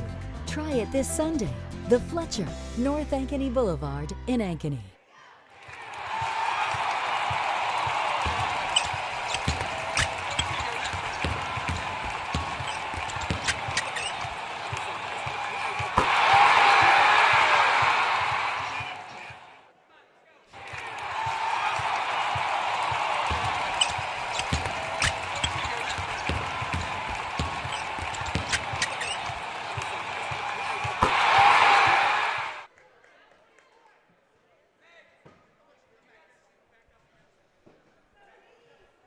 1:20 to go. Centennial could have been a little more interesting except for the turnover, but we'll see what they do here as they get it into Dinnebeer, because now you're in the double bonus. Throw it up to Kelderman. Kelderman dribbles through Rao. She'll put it up, and good. Peyton Rao hits it. It's back up to 9. Just over a minute to play. 1 minute remaining. And on the drive is Burns, and she gets fouled. Kelderman, her fourth. Going to shoot 2 for Meg Burns. And she hits it. She's got 19 points. 3 threes in the first quarter that got Centennial going. Burns did. Hits that free throw. So back down to 7 again. Into Brown. She'll try to dribble it through to Dinnebeer. Lobs it up ahead. And they got Kelderman in there, the other Kelderman, Peyton.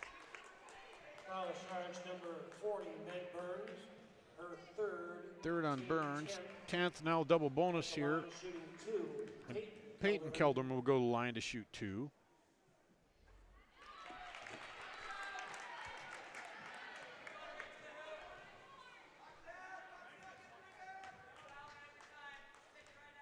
Get another one. Misses them both. Here's Centennial. They got to hustle. Runchy. To Harris for 3. No good. Rebound comes off to Dinnebeer. And she is fouled. Foul charge number 21, Rachel Schoen, just her second. And Dinnebeer will go to the line, where she has not missed today. And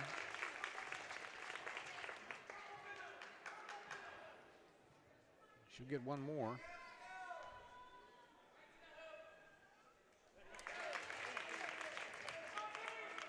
Nine of 9 from the free throw line for Dinnebeer.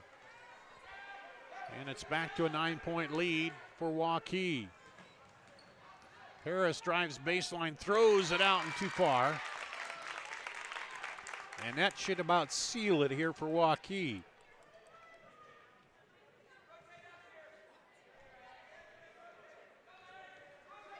They'll get it in, and Dinnebeer lobs it up to Rao and then gets knocked down hard.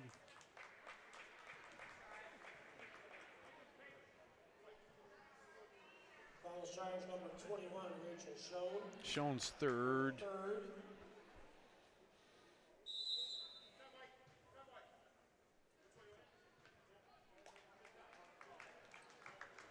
Centennial takes a full timeout. Timeout. We'll keep it right here.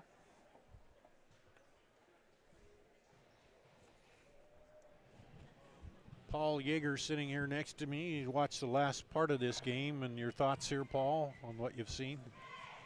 Well, I've been trying to figure out how I'm going to get home after the game since I don't have a car. Oh, you mean the basketball game? Yeah, the basketball game, yeah. You know, I've been watching it. In fact, I almost wrote you a note earlier in this game. You know, these two coaches are gamers, and to watch them strategize, since I'm not calling the action today, I can sit here.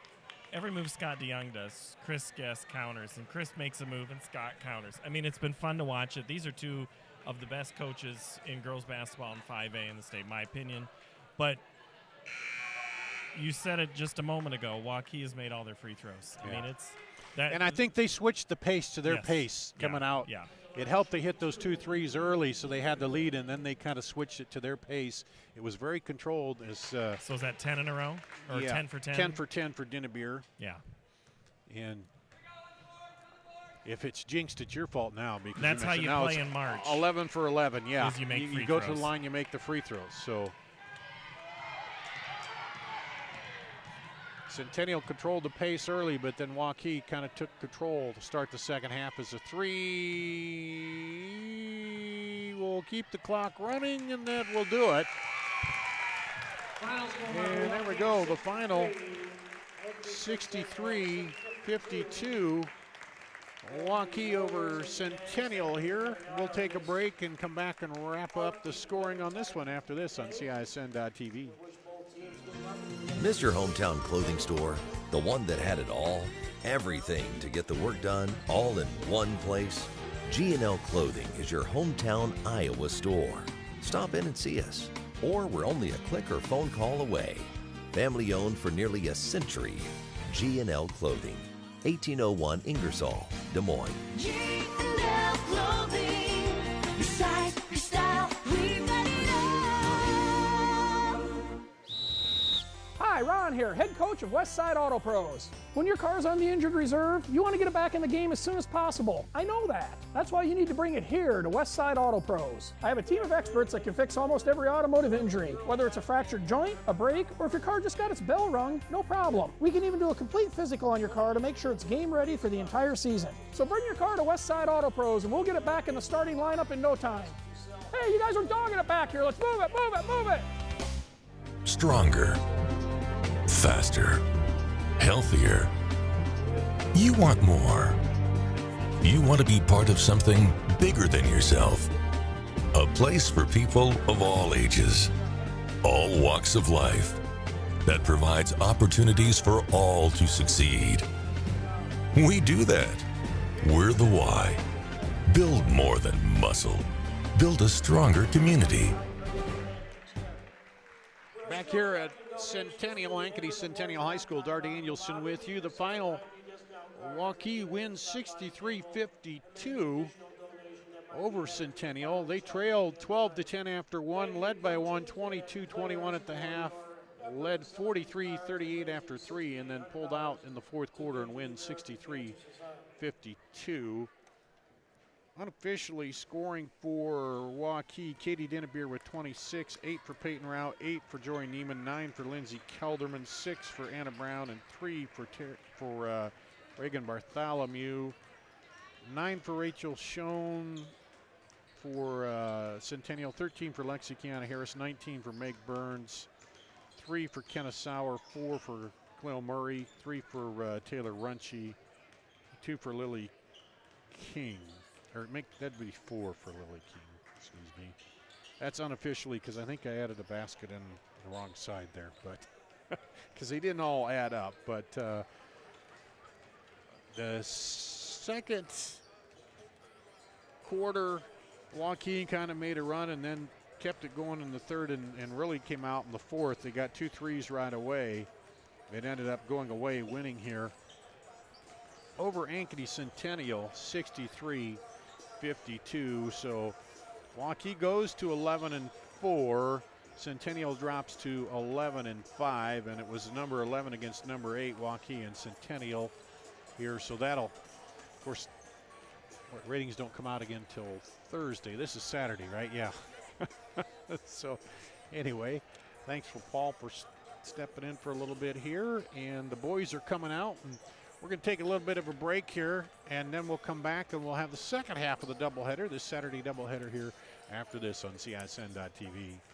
American Energy and you, together partnering to change the energy landscape by pioneering money-saving, energy efficiency programs and building a new industry in Iowa, wind energy, all while keeping your rates low. So what's next?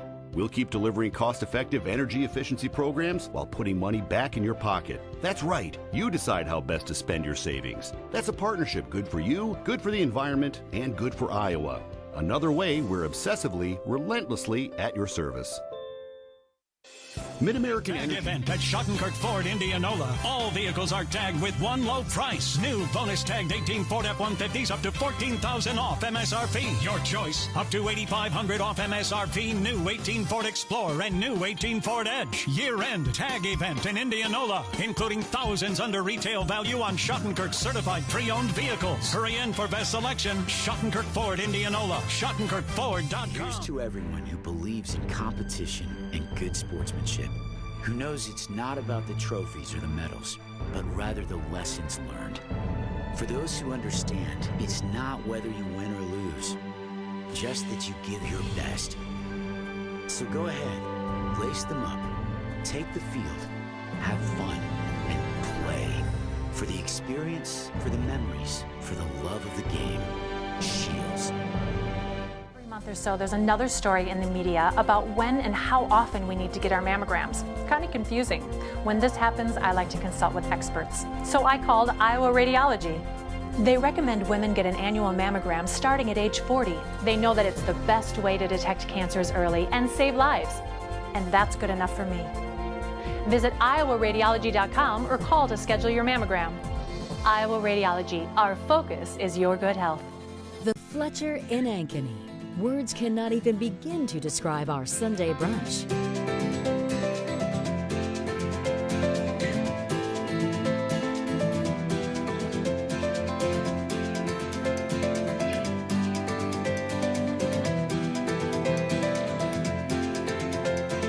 You won't find a better Sunday brunch than what's being prepared for you. Try it this Sunday. The Fletcher, North Ankeny Boulevard in Ankeny. Hey everyone, this is Dan Holm with Yankee Fanatic. Be sure to check out our website this fall for the best local high school sports coverage around. Whether you're a Hawk or a Jaguar, we'll be covering everything from cross country, man that dude is fast, to volleyball and everything in between.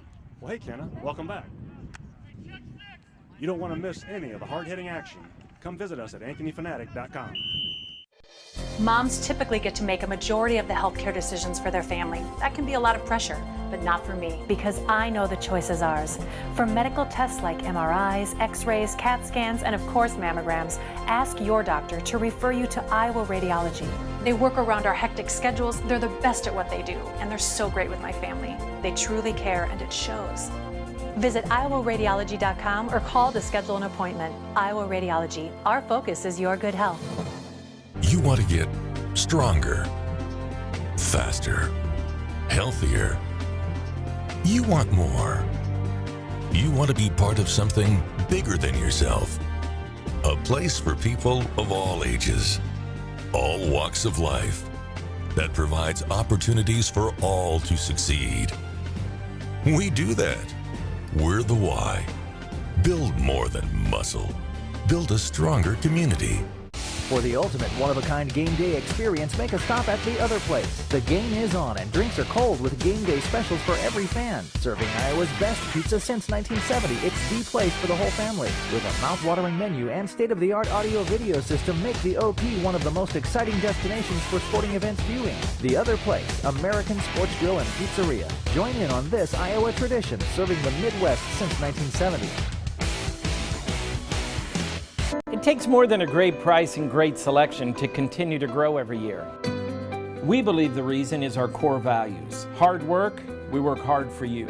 Integrity, it's not optional, it's required. We build trusting relationships and don't run when the problems arise. We're always improving the customer experience.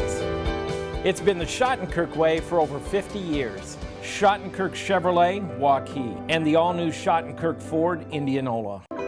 Fireplace Superstore. You may have noticed it's starting to get cold outside, and if you're like a lot of folks, that old fireplace in your house isn't doing you much good. You need to replace that thing with a high-efficient gas fireplace from Heat and Glow. We're going to come in, take your old wood or gas fireplace out. We're going to replace it with a warm, cozy, high-efficient, easy-to-use fireplace from Heat and Glow. It'll be the best thing you ever did to your house. Come see us today, because nothing's better than a warm fire on a cold day.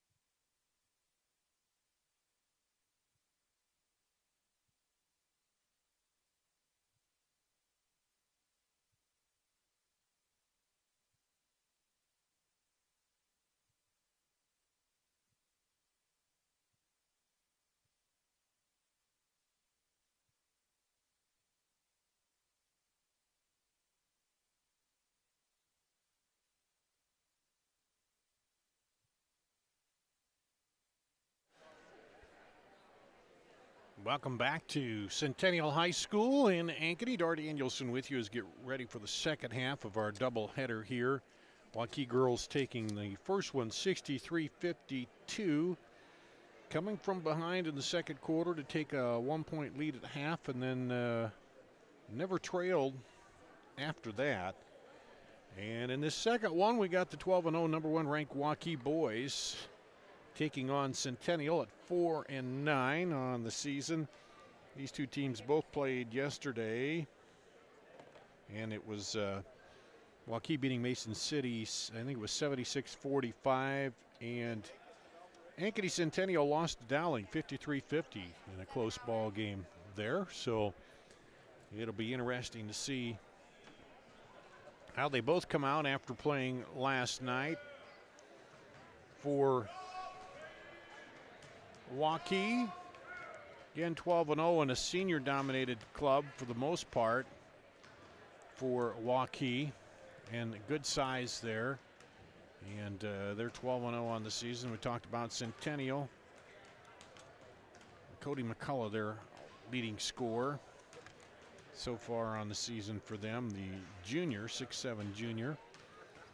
And they are out warming up here, getting ready to get underway here in the second half of this doubleheader this afternoon. It's Waukee's averaging,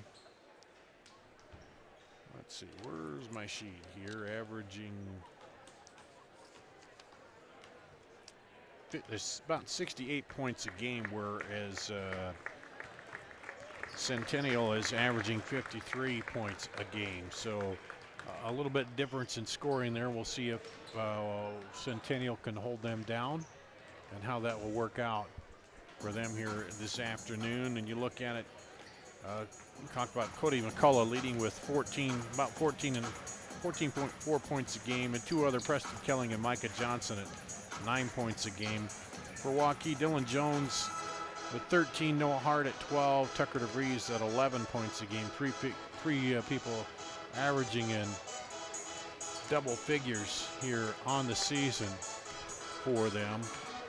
And that'll be the task for Centennial here today, is to slow down the scoring offense of Waukee.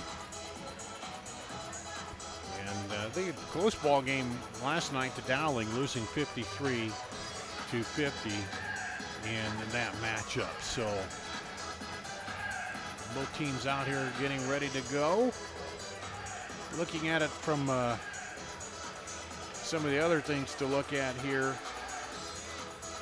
Centennial shooting just about 21% from three-point range, where Waukee is shooting a blistering nearly 45% from three-point range, 69% from the free throw line. Centennial at 64% from the free throw line.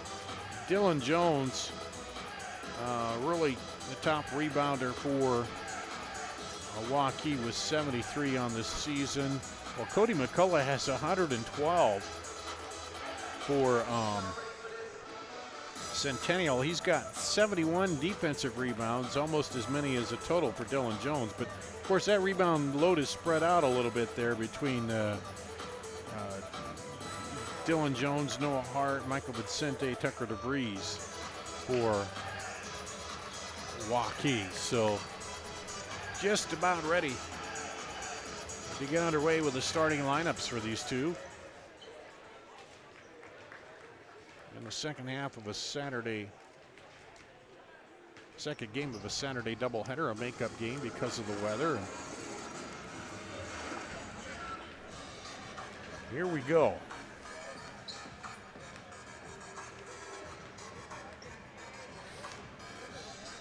Teams coming in.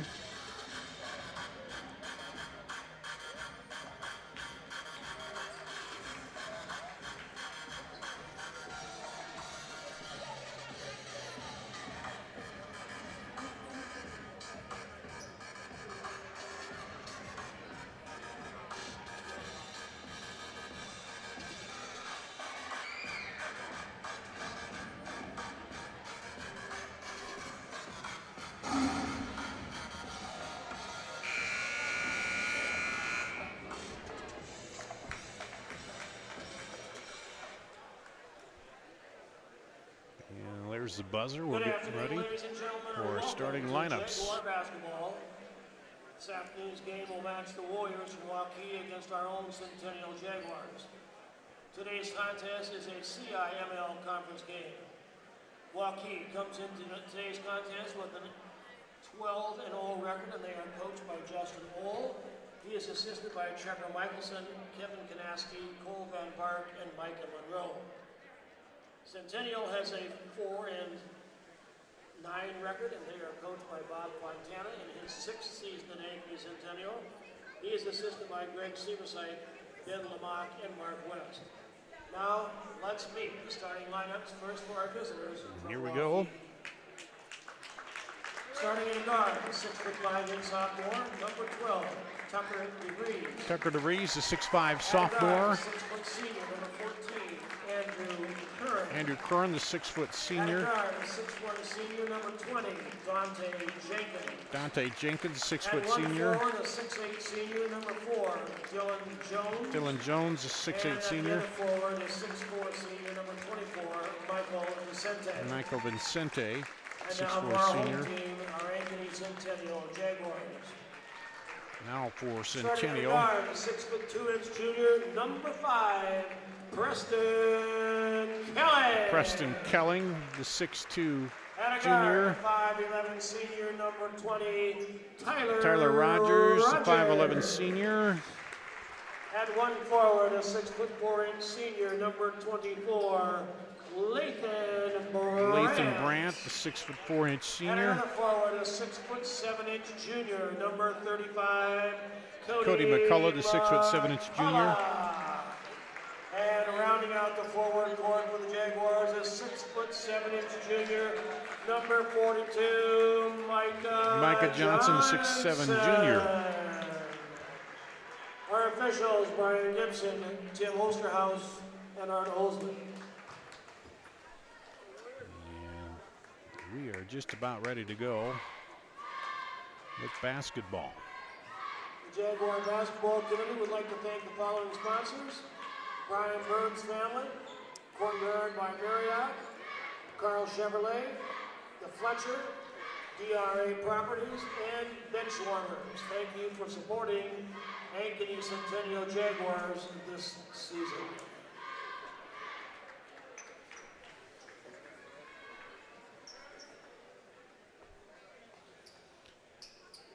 And it'll be Dylan Jones going up against Lathan Brandt to get it started here. And here we go. Jones controls the tip. Chris Norrell, hard injured, one of the starters for Waukee. High screen, pull up, rolls around and good. Basket by Andrew Curran. By Curran.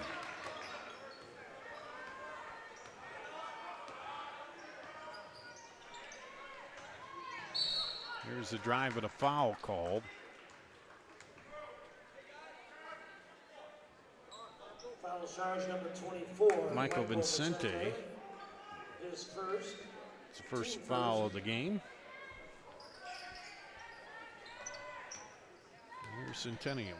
Kelling drives, leaves it off, no good, and a rebound, and then the foul on the rebound goes against Cody McCullough. His first and the team's first.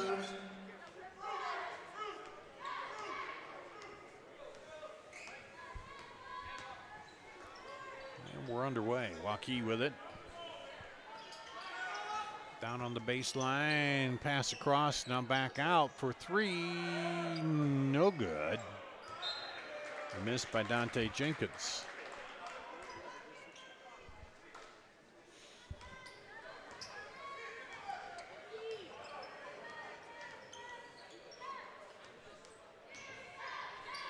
Grant gets it inside and has it blocked by Tucker DeVries.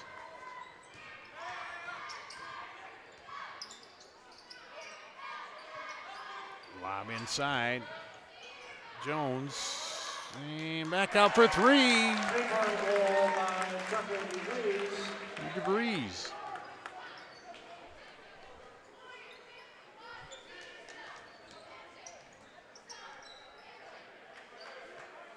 This side is McCullough, gets it back up top.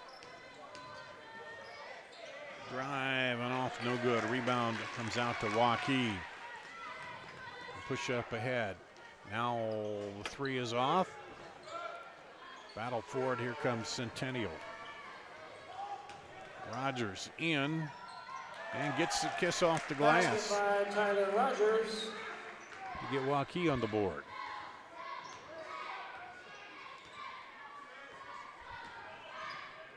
Across the top, Jenkins back in to Jones.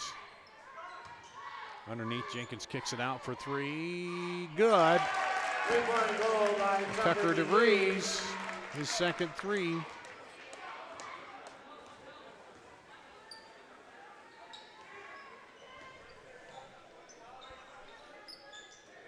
Up top with it, now rotated over. There's a three, no good. Rebound to Jones. For Waukee, off the miss by Lathan Brandt. Rotate it down. Back up top, Vincente. There's a three, good. Three-point goal by Andrew Curran. By Curran.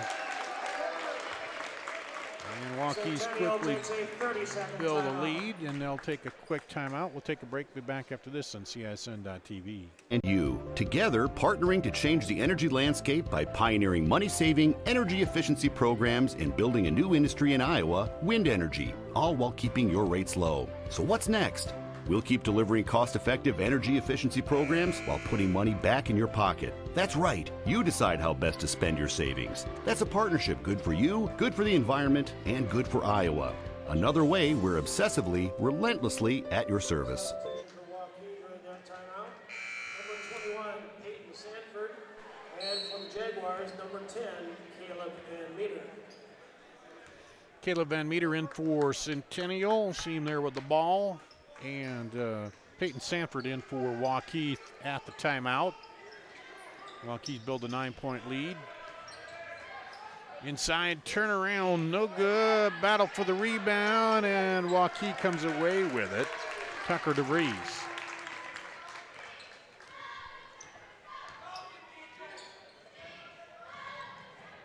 Sanford fakes the hand up. Now they get it over on the wing. Bounce into Jones, back out. And a travel called on Sanford. Said he took a step before he drove.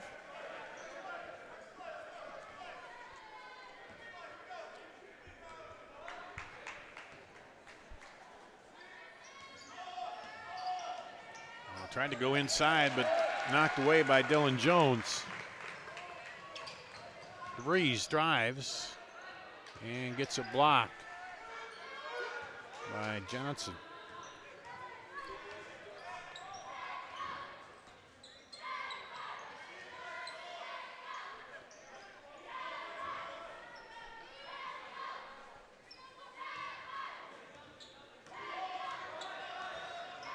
Pull up for three, no good.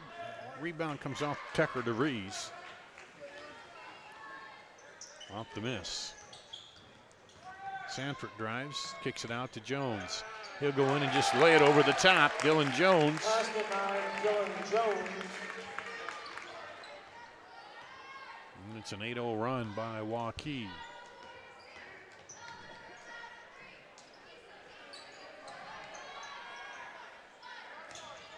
Pull up at the elbow, good. Basket by Micah Johnson. Johnson. Ends that run. Cuts the lead to 9.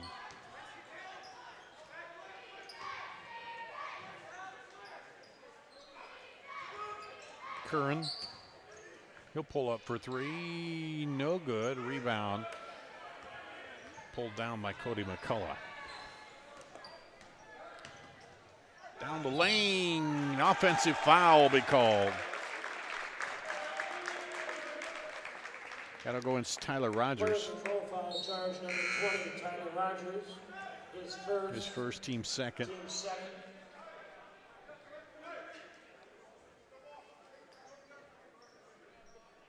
Substitution for Waukee, numbers 20, Dante Jenkins, along with 34, Trey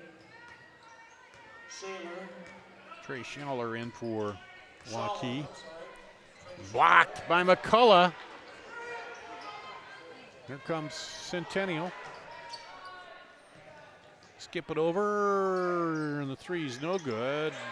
Put back up, no good, and the rebound comes off to Waukee. Leaves it short. Preston Kelling back in for Centennial. McCullough down the lane and up and good.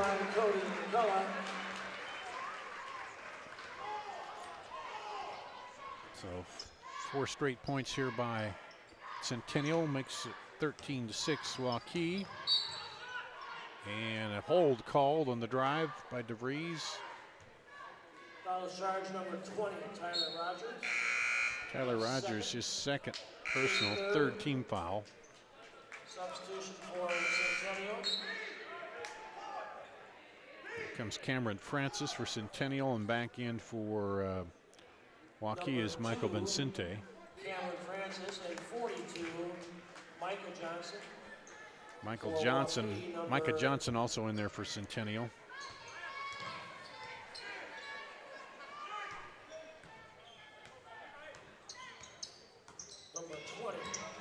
Down the lane, left it wide open, and an easy drive and bucket by Peyton Sanford.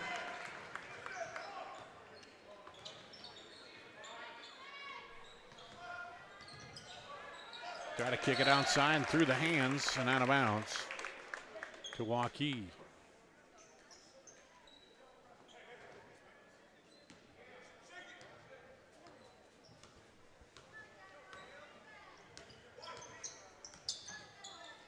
Oh, a little high for Jones. They had him, but threw it over his head.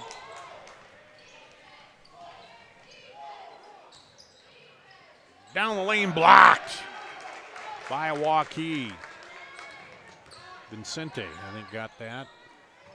Now Jones this time, no doubt about that one. He's got 4. Lead back up to 11. Under a minute to play here, first quarter. Centennial on the drive. Run out up ahead. And good by Peyton Sanford.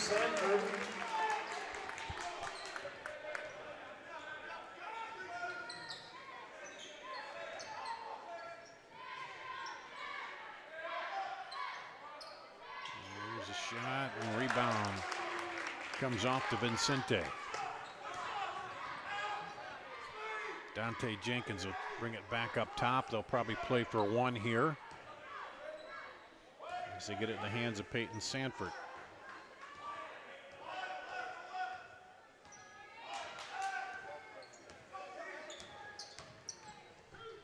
He pulls up, 4 seconds. Jenkins drives, puts it up, leaves it short. And it'll be 19-6, Waukee after 1. Take a break, come back with the second quarter after this on CISN.TV. Here's to everyone who believes in competition and good sportsmanship, who knows it's not about the trophies or the medals, but rather the lessons learned. For those who understand, it's not whether you win or lose, just that you give your best. So go ahead, lace them up, take the field, have fun, and play. For the experience, for the memories, for the love of the game. Shields.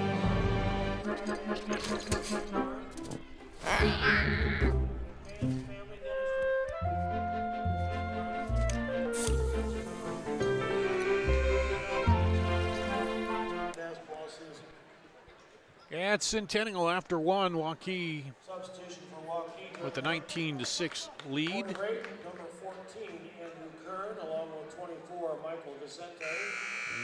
And 13, their biggest lead of the ball game. Lathan Brandt, along with 35, Cody McCullough. And looks like DeVries, Jenkins, Jones, Curran in there for Waukee. Looks like Vicente, there's a shot up and good by Micah Johnson. He's got 4.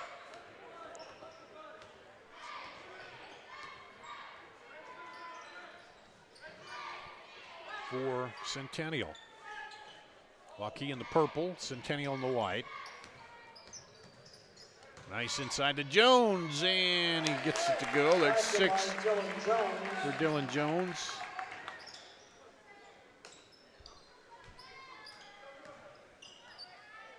Pull up a 2, a long 2 is short. Saved on the baseline. Nice play by Curran. There's a 3, a little long by Tucker DeVries. He had 2 threes in the first quarter. Took a deep one, but shot it long there. Up top with it. Ben Meter rotated over. Kelly. And the putback is no good, but a foul is called. We'll send Johnson to the line. Foul charge number 12. And Tucker DeVries will pick up his first personal, second team foul on the Waukee. Sending Johnson to the line to shoot 2. That's the first one. Johnson shooting 63.3% on the season from the free throw line. Substitution for Waukee, number 21, Peyton Sanford.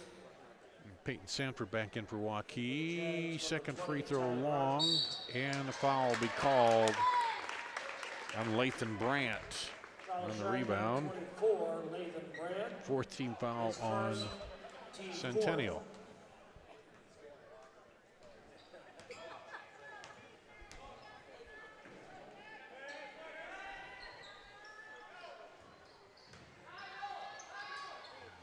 Nothing there, and then picked off. Stepping in the passing lane is Brandt. Takes it in, and the foul will be called on Vicente. He went up, got a good look at it, but I think caught him with the body. That'll be the 3rd team, second personal on Vicente. At the line shooting 2, Lathan Brandt. Brandt to the free throw line.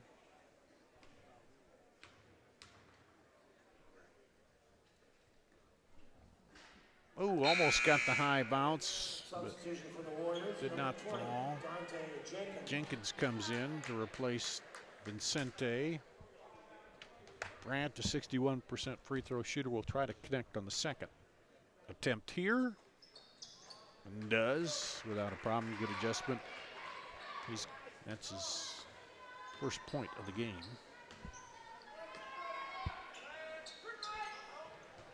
An 11-point lead for Waukee with the ball. Oh, nice look to Jones, and it flushes it home. A little short dunk there. He got it to Curran and made the cut inside, and Curran found him for the assist. Knocked away by Sanford. He's on the wing there, gets it, puts up the 3 right away. Good. So Sanford gets the steal and the 3 on the other end, and it's a 16-point lead for Waukee. We'll take a break, come back after this on CISN.TV. Hi, Ron here, head coach of Westside Auto Pros. When your car's on the injured reserve, you want to get it back in the game as soon as possible. I know that. That's why you need to bring it here to Westside Auto Pros. I have a team of experts that can fix almost every automotive injury. Whether it's a fractured joint, a brake, or if your car just got its bell rung, no problem. We can even do a complete physical on your car to make sure it's game ready for the entire season. So bring your car to Westside Auto Pros and we'll get it back in the starting lineup in no time. Hey, you guys are dogging it back here. Let's move it, move it, move it.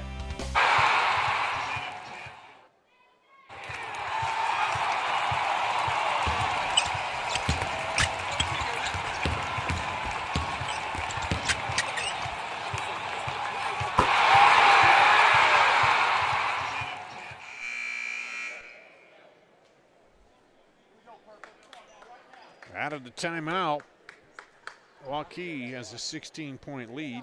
Substitution for Centennial during that timeout, number 20, Tyler Rogers. And Tyler Rogers comes in. That's him there with the ball for Centennial. Back into the ball game, the senior, as they look to try to find a way to slow down this Waukee offense and try to penetrate what now is the 2-3 defense. And there it is, the jumper by Johnson. And he's got 5 of their 12 points here.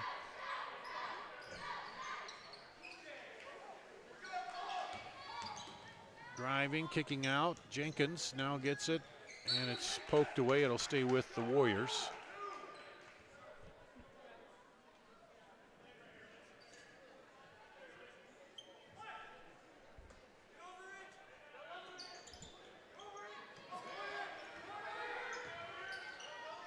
And Curran, long three is off. No good.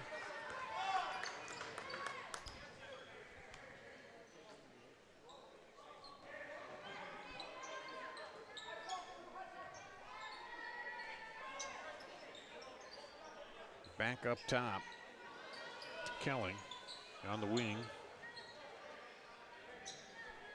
They'll rotate it over to Brandt. Back over there, and then a travel call Substitution for the Warriors. on Tyler Rogers. Jackson Payne. Jackson Payne in now for Waukee. That length of Waukee is hard to find the opening it, and that's what Centennial struggling with at this point.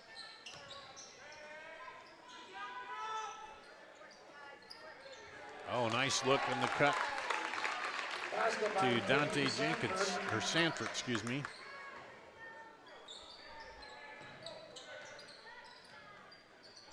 And miss on the other end. Halfway through the second quarter. Jones sets a screen, now rolls to the bucket, but they pick him up, and they'll kick it outside for 3. And rebound pulled down by McCullough.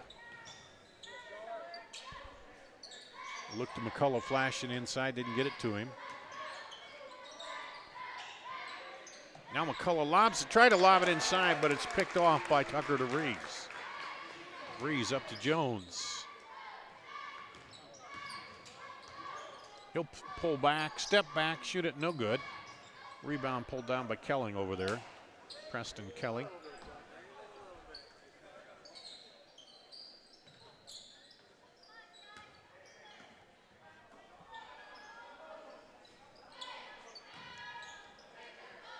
Trying to move it around. You got to really move around against that zone, especially Waukee with the size.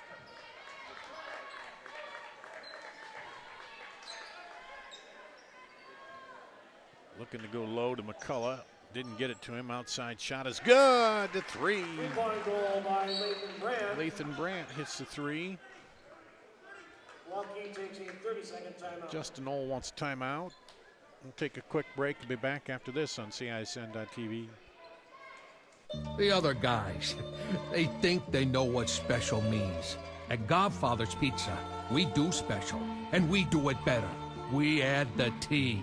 There's a Godfather specialty pizza with your name on it. Classic combo, all meat combo, hot stuff, taco, yeah, even veggie and more. All of them piled high with the best toppings and 100% real cheese. Treat yourself special. Order specialty pizzas from Godfather.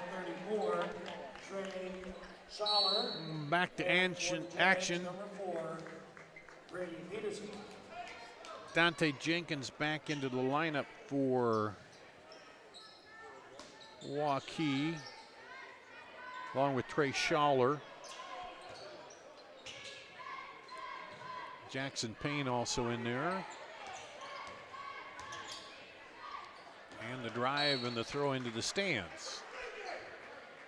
As Curran got a little too far in and was trying to throw it back, but pass went awry.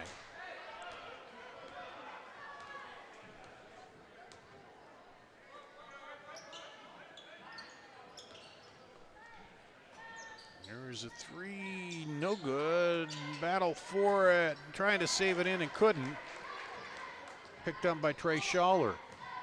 Up ahead. three, the miss by Payne.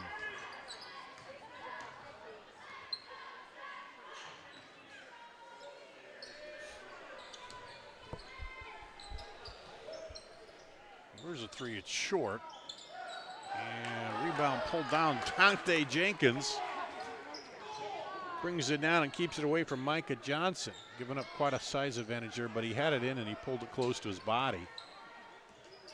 Now into the post and stripped away, and then a foul will be called on Trey Schaller, I believe. Foul charge number 34, Trey Schaller. His fourth team foul. We get Jones, DeVries, and Vincente back into the lineup for Waukee. Number 4, Dylan Jones. 12, Tucker DeVries, and number 24, Michael Vicente.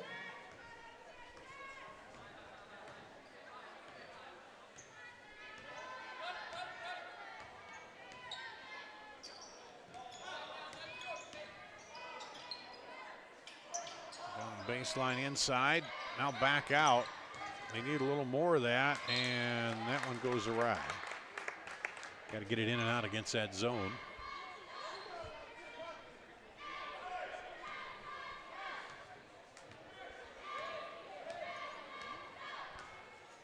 And a minute to play in the first half. Waukee up by 13. Jones gives it off, now gets it back. And we'll get to Vincente. Jenkins to Vincente. They'll rotate it across the top again. Look for Jones to cut inside. He does. Didn't see him there.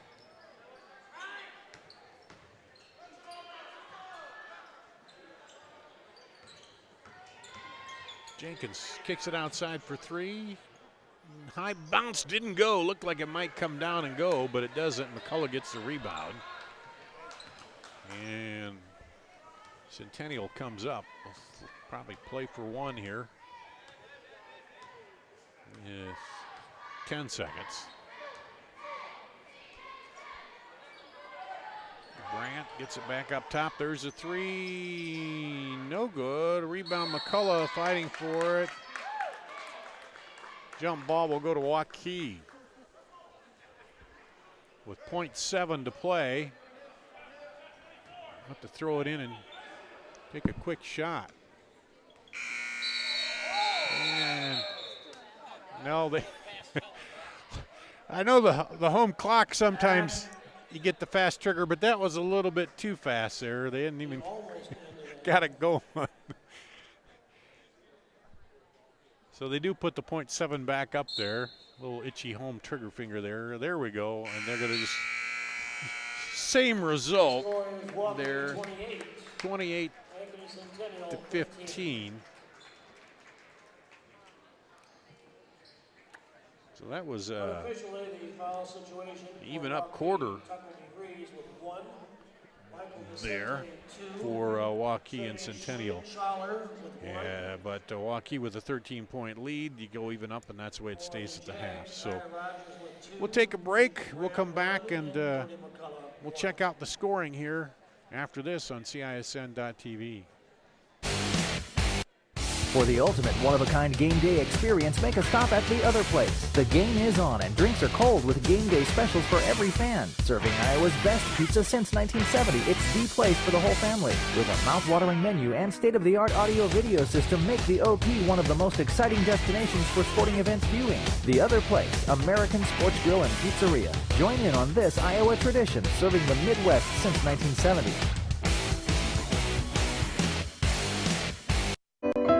It takes more than a great price and great selection to continue to grow every year.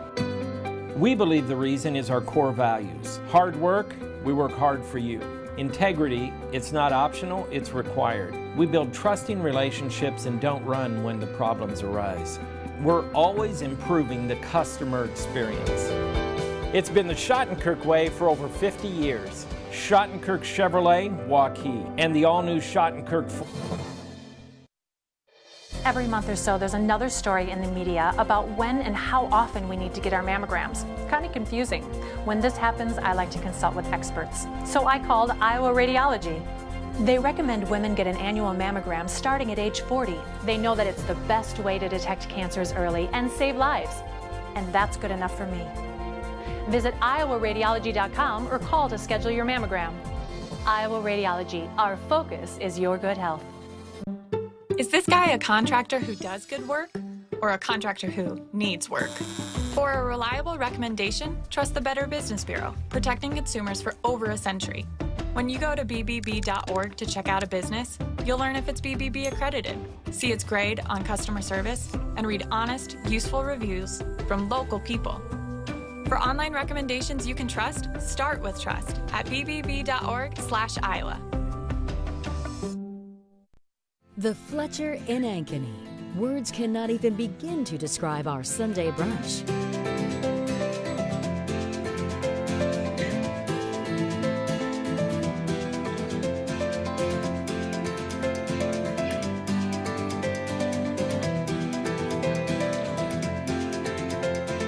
You won't find a better Sunday brunch than what's being prepared for you. Try it this Sunday. The Fletcher, North Ankeny Boulevard in Ankeny. Miss your hometown clothing store? The one that had it all? Everything to get the work done, all in one place? G&L Clothing is your hometown Iowa store. Stop in and see us. Or we're only a click or phone call away. Family owned for nearly a century. G&L Clothing. 1801 Ingersoll, Des Moines. G&L Clothing. Your size, your style, we've got it all. You want to get stronger, faster, healthier. You want more. You want to be part of something bigger than yourself. A place for people of all ages, all walks of life, that provides opportunities for all to succeed. We do that. We're the why. Build more than muscle. Build a stronger community. There's pizza. The other guys, they think they know what special means. At Godfather's Pizza, we do special, and we do it better. We add the T to the Godfather Specialty Pizza with your name on it. Classic combo, all meat combo, hot stuff, taco, yeah, even veggie and more. All of them piled high with the best toppings and 100% real cheese. Treat yourself special. Order specialty pizzas from Godfather.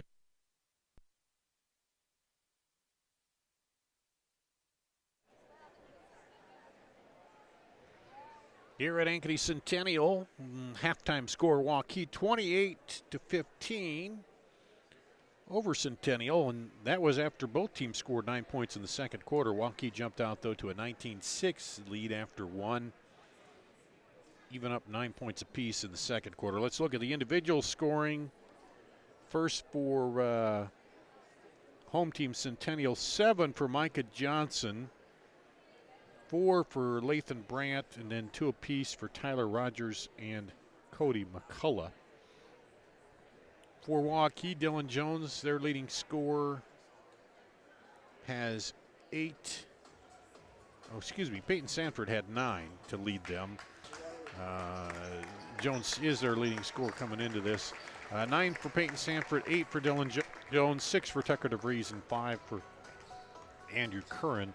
Only 5 Warriors scoring, but they outscored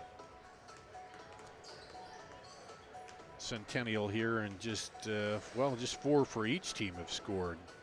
But the Warriors outscored Centennial in this one. Again, 19-6 after one. And Waukee trying to keep that record a perfect 13, or go to 13-0. And Centennial, they're at a 4-9 on the season, looking for an upset here. The first ball game was a pretty good one. Into the fourth quarter, Waukee extended it out. After leading by 1 at the half, they extended out and ended up winning 63-52 for the Waukee girls in that first one. And this is a makeup game for the weather. Did have some snow coming down this morning. Look at the forecast. We could have a little more this afternoon, but right now underway with basketball action here. And we'll see what Centennial does here in the second half. If they can make a run and come back against Waukee. So let's take a break. We'll do that. We'll come back with more of the halftime and then the second half after this on CISN.TV.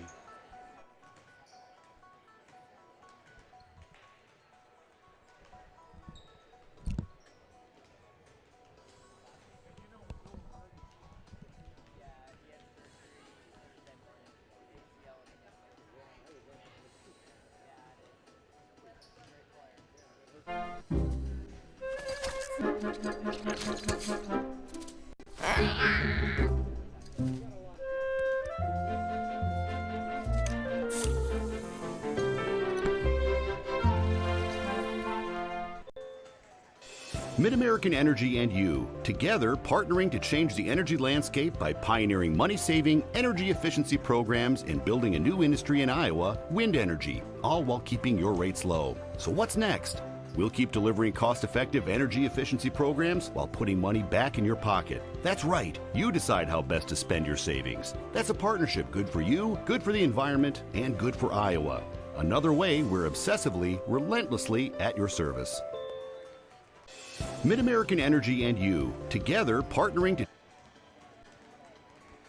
During the year-end holiday tag event at Schottenkirk Ford, Indianola, all vehicles are tagged with one low price. New bonus tagged 18 Ford F-150s up to $14,000 off MSRP. Your choice. Up to $8,500 off MSRP. New 18 Ford Explorer and new 18 Ford Edge. Year-end tag event in Indianola, including thousands under retail value on Schottenkirk certified pre-owned vehicles. Hurry in for best selection. Schottenkirk Ford, Indianola. SchottenkirkFord.com.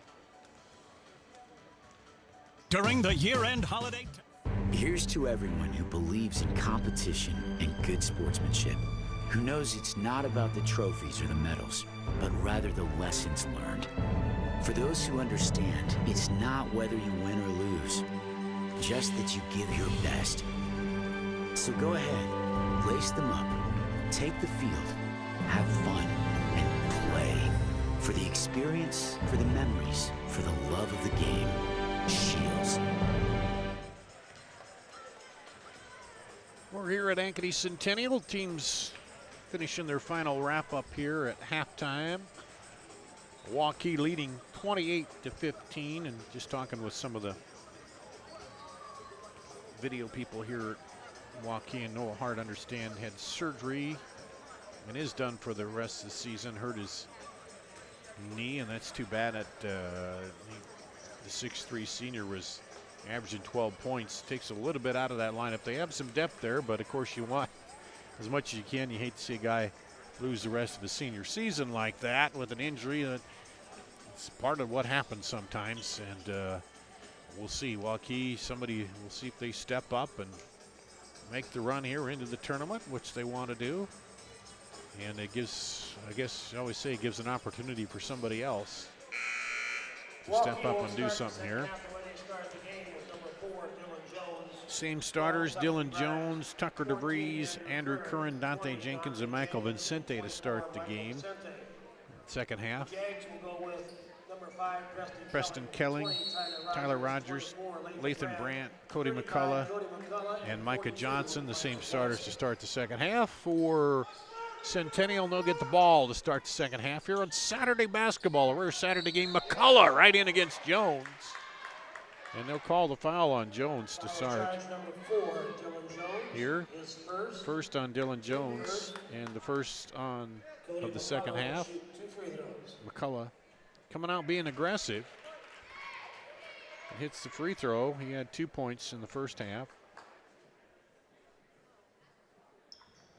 Hits the second one there. McCullough shooting a good clip at 72% from the line so far on the season. And Centennial, it's the first points on the board. They got a little work to do, though, to pull back up.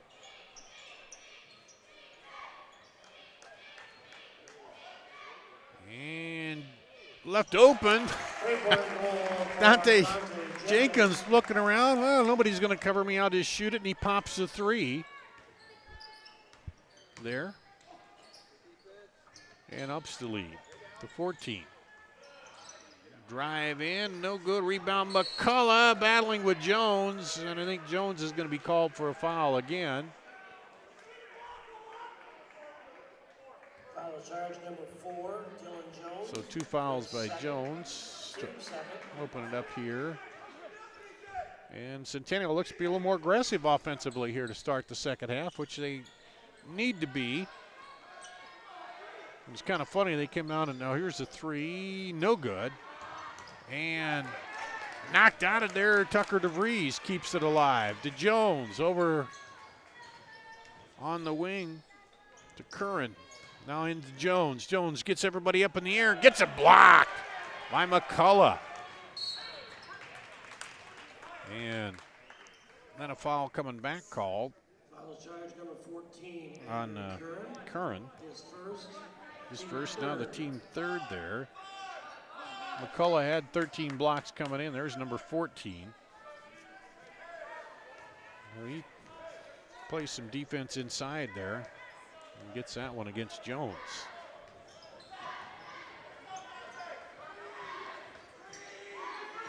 And now Centennial working around the outside against that 2-3 zone with Dylan Jones in the middle there. McCullough working on the baseline. Pull up short, rebound comes off to DeVries, off the miss by Micah Johnson.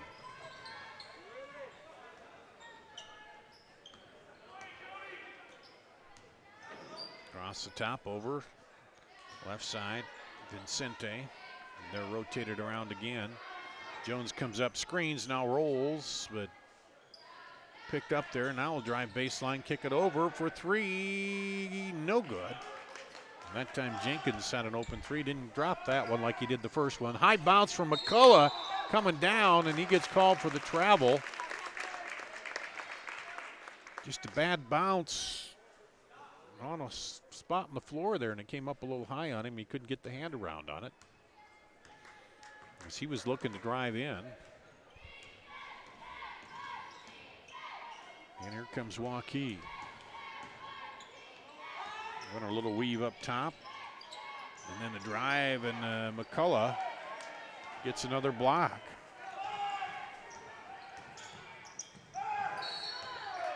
And offensive foul called as Preston Kelling kicked the ball out, but he kept going on into the lane and knocked over a Waukee player. And Peyton Sanford comes back in to replace Dante Jenkins for the Warriors.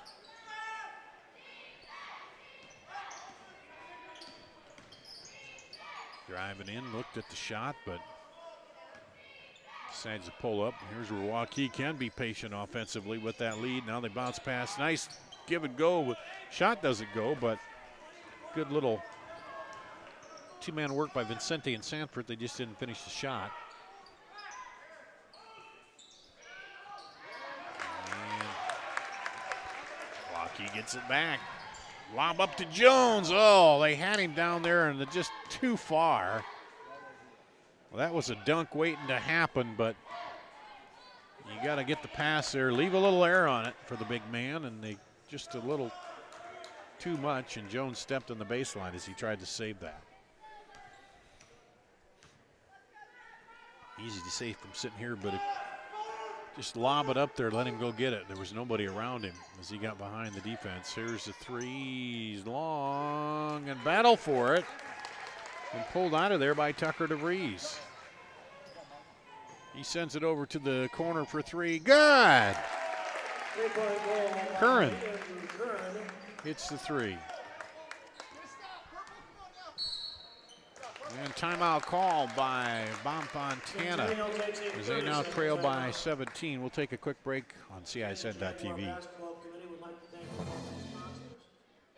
Every month or so, there's another story in the media about when and how often we need to get our mammograms. Kind of confusing. When this happens, I like to consult with experts. So I called Iowa Radiology. They recommend women get an annual mammogram starting at age 40. They know that it's the best way to detect cancers early and save lives. And that's good enough for me. Visit iowaradiology.com or call to schedule your mammogram. Iowa Radiology, our focus is your good health. Back here at Ankeny Centennial, Dar Danielson with you, Peter Tarpey. On a Saturday, doubleheader basketball, makeup. Really didn't have too many games canceled till just like the last week or so with the cold and the storms.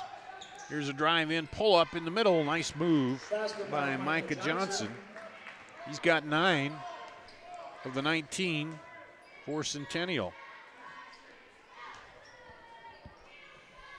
And he averages 10, so right about the average.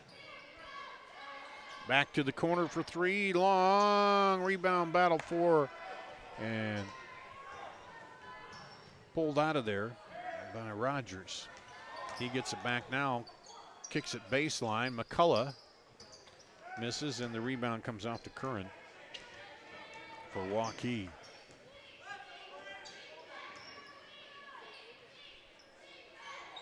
Tucker DeVries gets it down low to Jones. He'll kick it back out. Curran pull up at the elbow. No, gets it off to Jones and finds Jones, and Jones completes it. He's got 10 now. He's into double figures.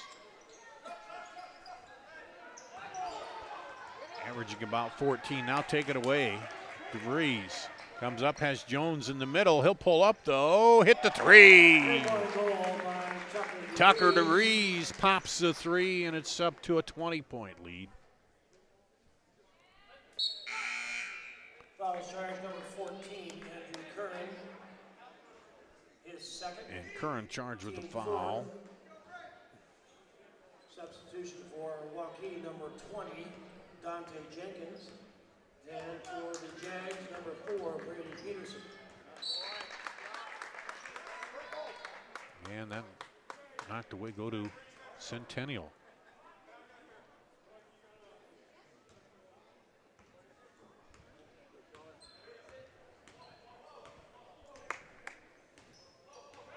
Brady Peterson in for Centennial. That's him there in the middle. A little running rainbow by Peyton Sanford over the top. And it's up to 22, the biggest lead of the game here for Waukee. Nice look to McCullough underneath. And he gets it blocked. He gets it back though. Now gets it blocked by Jones, but the putback is up and good by Micah Johnson.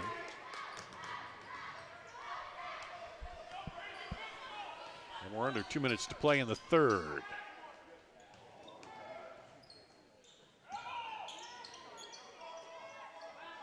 Over to Tucker DeVries. He'll take it baseline.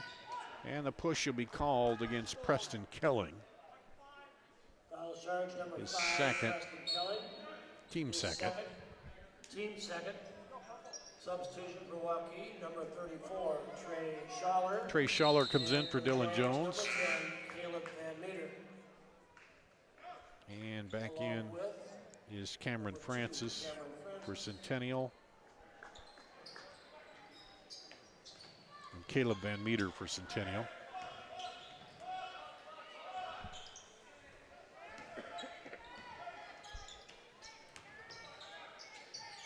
DeVries to Jenkins. Jenkins drives baseline. Sends it across. Up top, down, and blocked by McCullough. But Sanford gets it back. And out for 3. Well, that's what happens. You keep moving the ball. They got a block, but recovery, and then they moved it around, and Sanford ends up getting the 3.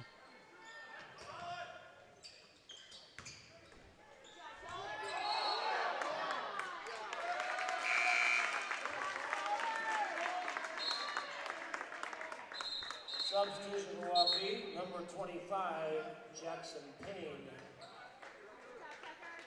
Jackson Payne with the foul. Jags, number 24, Nathan Brandt.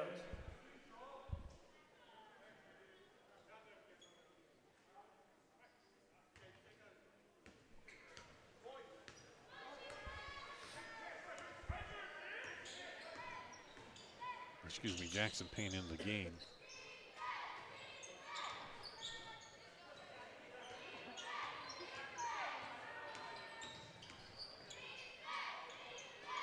Kick it outside in the drive. Pull up is good.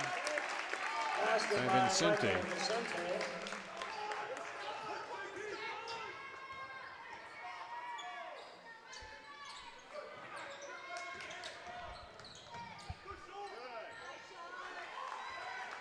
Basket by Lakeland Brandt. Brandt on the bucket.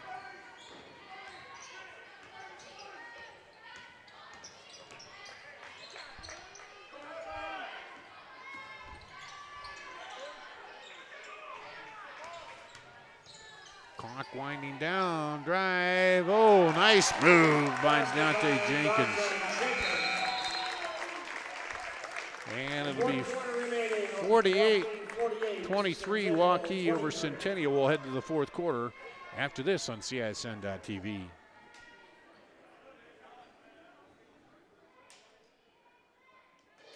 Moms typically get to make a majority of the healthcare decisions for their family. That can be a lot of pressure, but not for me, because I know the choice is ours.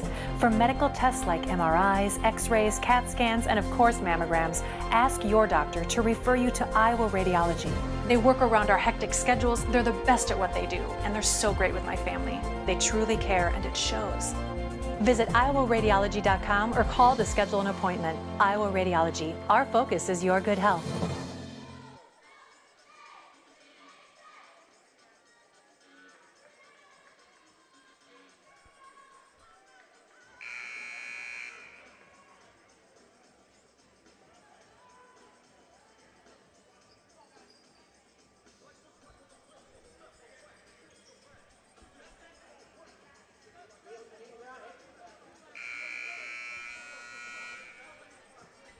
We'll go to the fourth quarter with Waukee leading 48-23.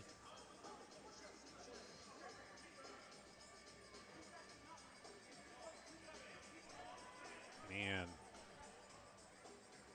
Substitution for Waukee during that Outscored them 20-8 in that quarter. So the only quarter that Centennial hasn't been outscored is the second. And they stayed even up, but they still trailed because they were trailed by 13 at the end. And here we go.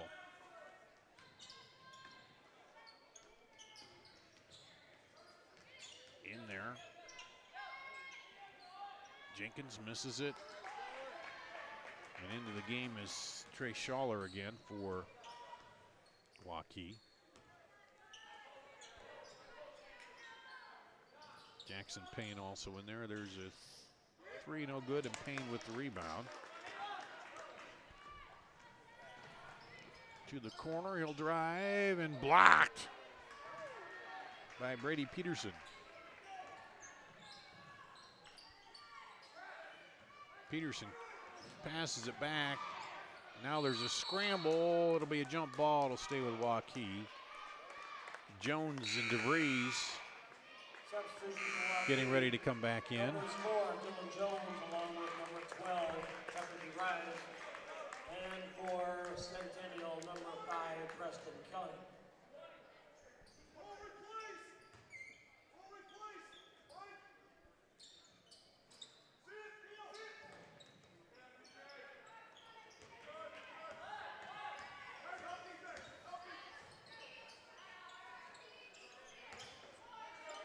Back over. There's a three is good. 3-point goal for Brady Peterson. Brady Peterson.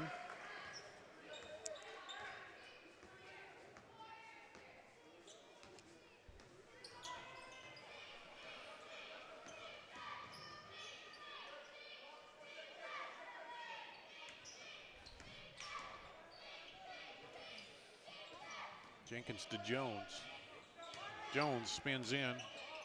Throws it across for three, no good. Rebound to Centennial.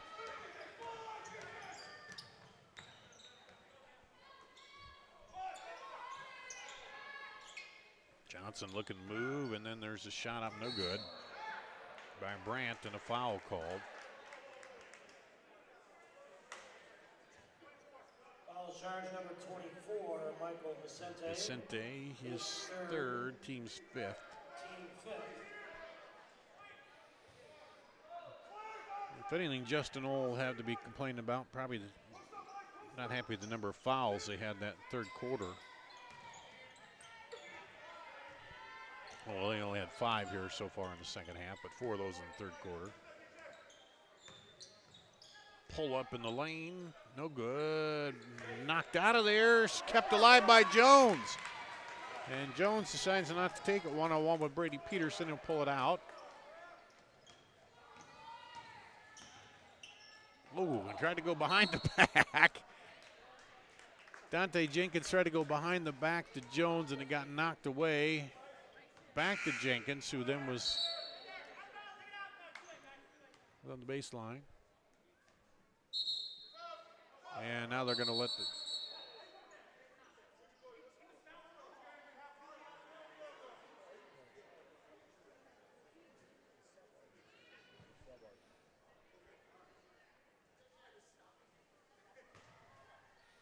okay, so they're not going to let him come in.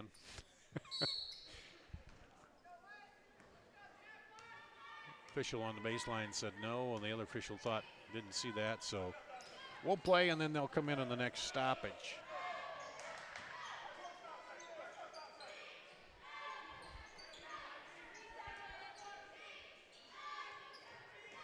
Inside, now back up, and doesn't go.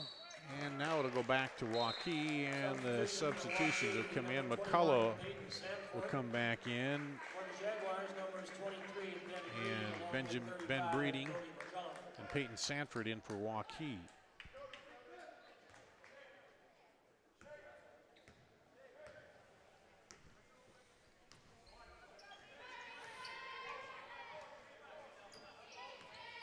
Dribble across, and then a hold is called up top. Charge number 5, Preston Kelly. Kelling has his third team foul. He's got all the fouls here in the second half for Centennial. And 3 minutes gone in the fourth quarter. Oh, look what I found, and almost got a 3 out of the mix.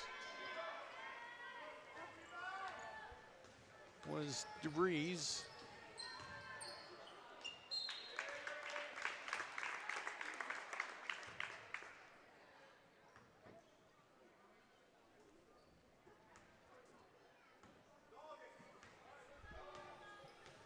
Waukee, looks like they may end up, unless a big change here, get the sweep as the girls won. There's a 3, no good, and he follows his shot when McCullough's there. And down the lane, gets it blocked by Jones. Preston Kelling tried to drive in, but Jones blocked it.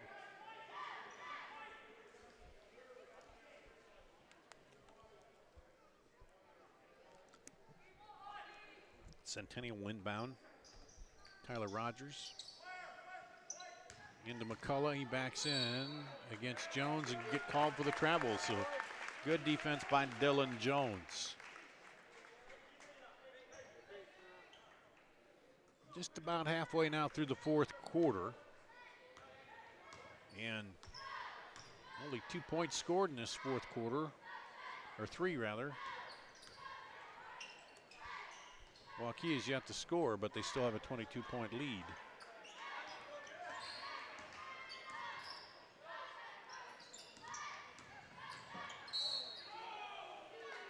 And then the foul is called.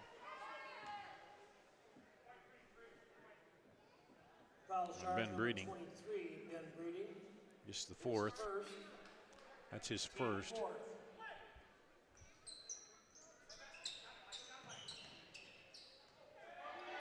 And Waukee gets on the board in the 4th. Vicente.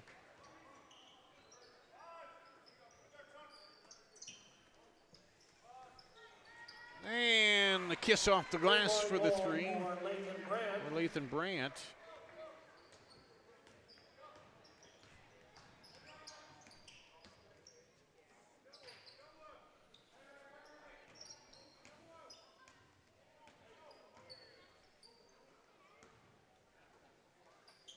Oh, nice look to Dylan Jones, and he flushes it and draws the foul. Basket is good by Dylan Jones.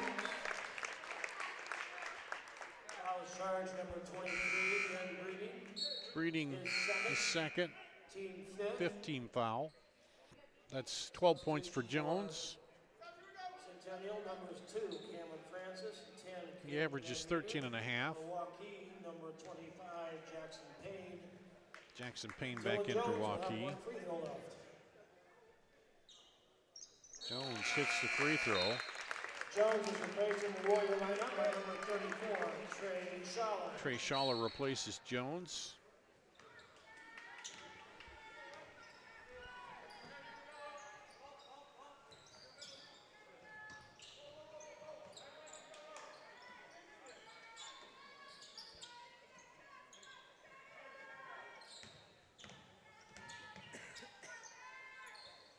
Three is good. Three-point goal by Lincoln Grant. By Brandt.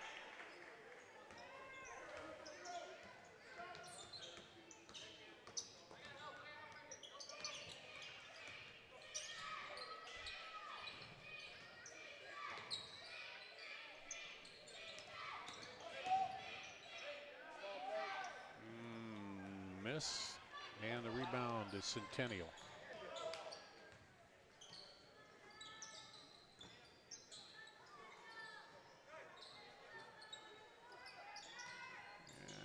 Three up, no good. Put back up, no good. Rebound to Waukee.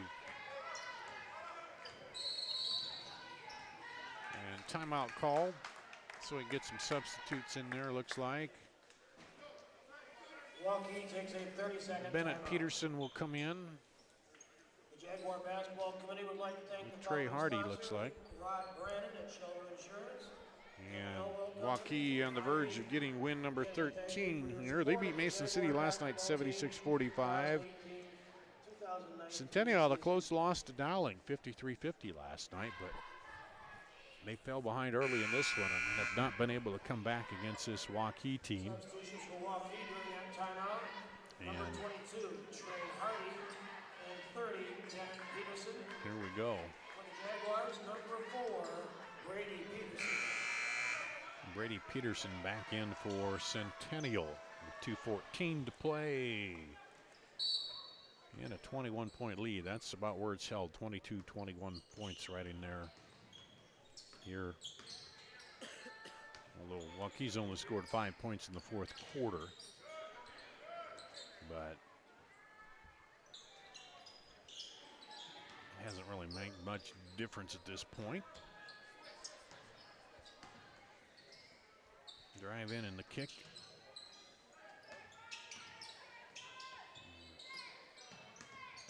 A chance for some of these other guys to show the coaches what they can do.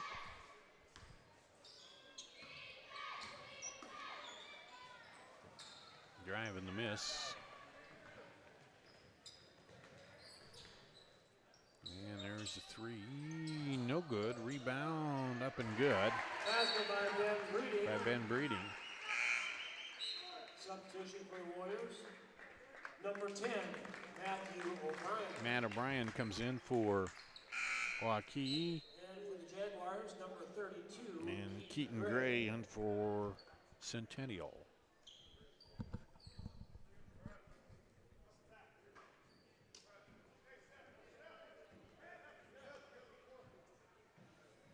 And also For the Jags, number 1, Seth Pippett coming in.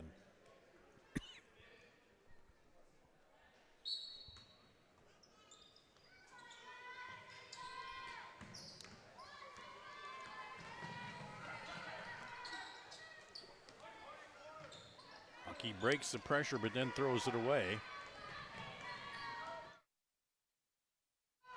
Offensive foul called.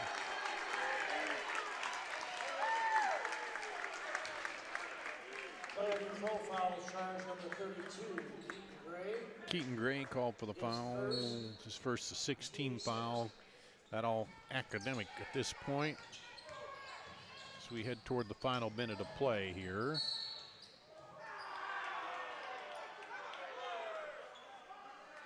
And another foul called. Foul charge number 10. Caleb Van Meter, and that will send Waukee to the line. Team 7. Substitution for the Jags, number 15, Ryder Pedram. And Matthew O'Brien will be shooting at a 1-1. Matthew O'Brien to shoot. He misses the 1-on-1. 1 minute remaining.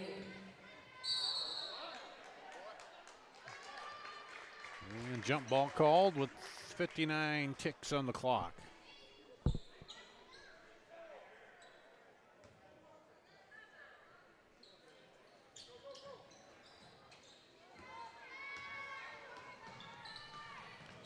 Up the floor and good on the board is Trey Hardy.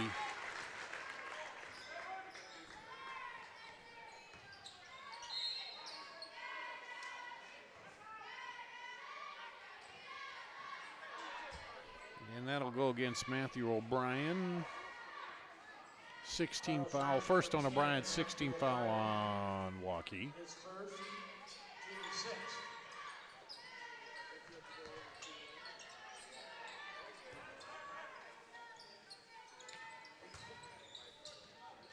Turn around off the glass. Basket by Ben Breeding. Ben Breeding.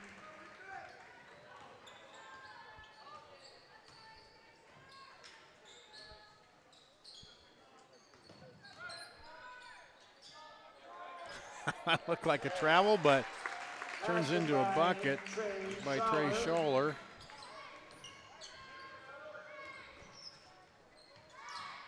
Now a scramble and a miss and a foul. With 5.6 to go. It will send Bennett Peterson to the free throw line. Breeding with his third personal foul. 8th team foul, so Bennett Peterson will go to the free throw line. Shoot the 1-on-1, hits the front end. So he'll get his name in the scorebook. He'll get one more.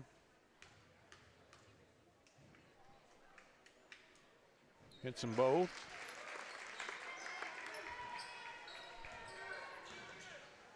And a long toss at the buzzer. And 59-36. A 23-point win here for Waukee. We'll take a break, come back, wrap up the scoring, wrap up the ball game after this on CISN.TV. Indianola. It takes more than a great price and great selection to continue to grow every year. We believe the reason is our core values. Hard work, we work hard for you. Integrity, it's not optional, it's required. We build trusting relationships and don't run when the problems arise. We're always improving the customer experience. It's been the Schottenkirk way for over 50 years. Schottenkirk Chevrolet, Waukee, and the all-new Schottenkirk Ford, Indianola. Miss your hometown clothing store? The one that had it all? Everything to get the work done, all in one place? G&L Clothing is your hometown Iowa store. Stop in and see us. Or we're only a click or phone call away. Family owned for nearly a century. G&L Clothing.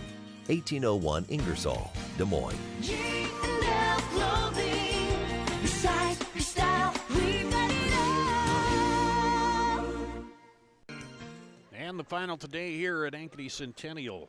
Waukee downs the Jaguars 59-36. Dart Danielson with you. Let's run down the scoring. First for Waukee, Dylan Jones led all scorers with 13, 11 for Peyton Sanford, 9 for Tucker DeVries, 8 for Andrew Curran, 7 for Michael Vincente, 5 for Dante Jenkins, 2 for Bennett Peterson, 2 for Trey Hardy, and 2 for Trey Schaller. For Centennial, 12 for Lathan Brad, 11 for Micah Johnson, 4 for Cody McCullough and Ben Breeding, 3 for Brady Peterson, and 2 for Tyler Rogers. Waukee pulled out to 19-6 lead after one, led 28-15 at the half. At 48-23 after 3 in the final, 59-36. So Waukee goes to 13-0 on the season. Centennial falls to 4-10. And on the day it gives a sweep to Waukee as the girls downed Centennial 63-52. That's going to wrap it up here from Ankeny Centennial High School. I'm Dar Danielson on CISN.TV. You want to get stronger, faster, healthier. You want more. You want to be part of something bigger than yourself. A place for people of all ages, all walks of life, that provides opportunities for all to succeed. We do that. We're the why. Build more than muscle. Build a stronger community. You want to get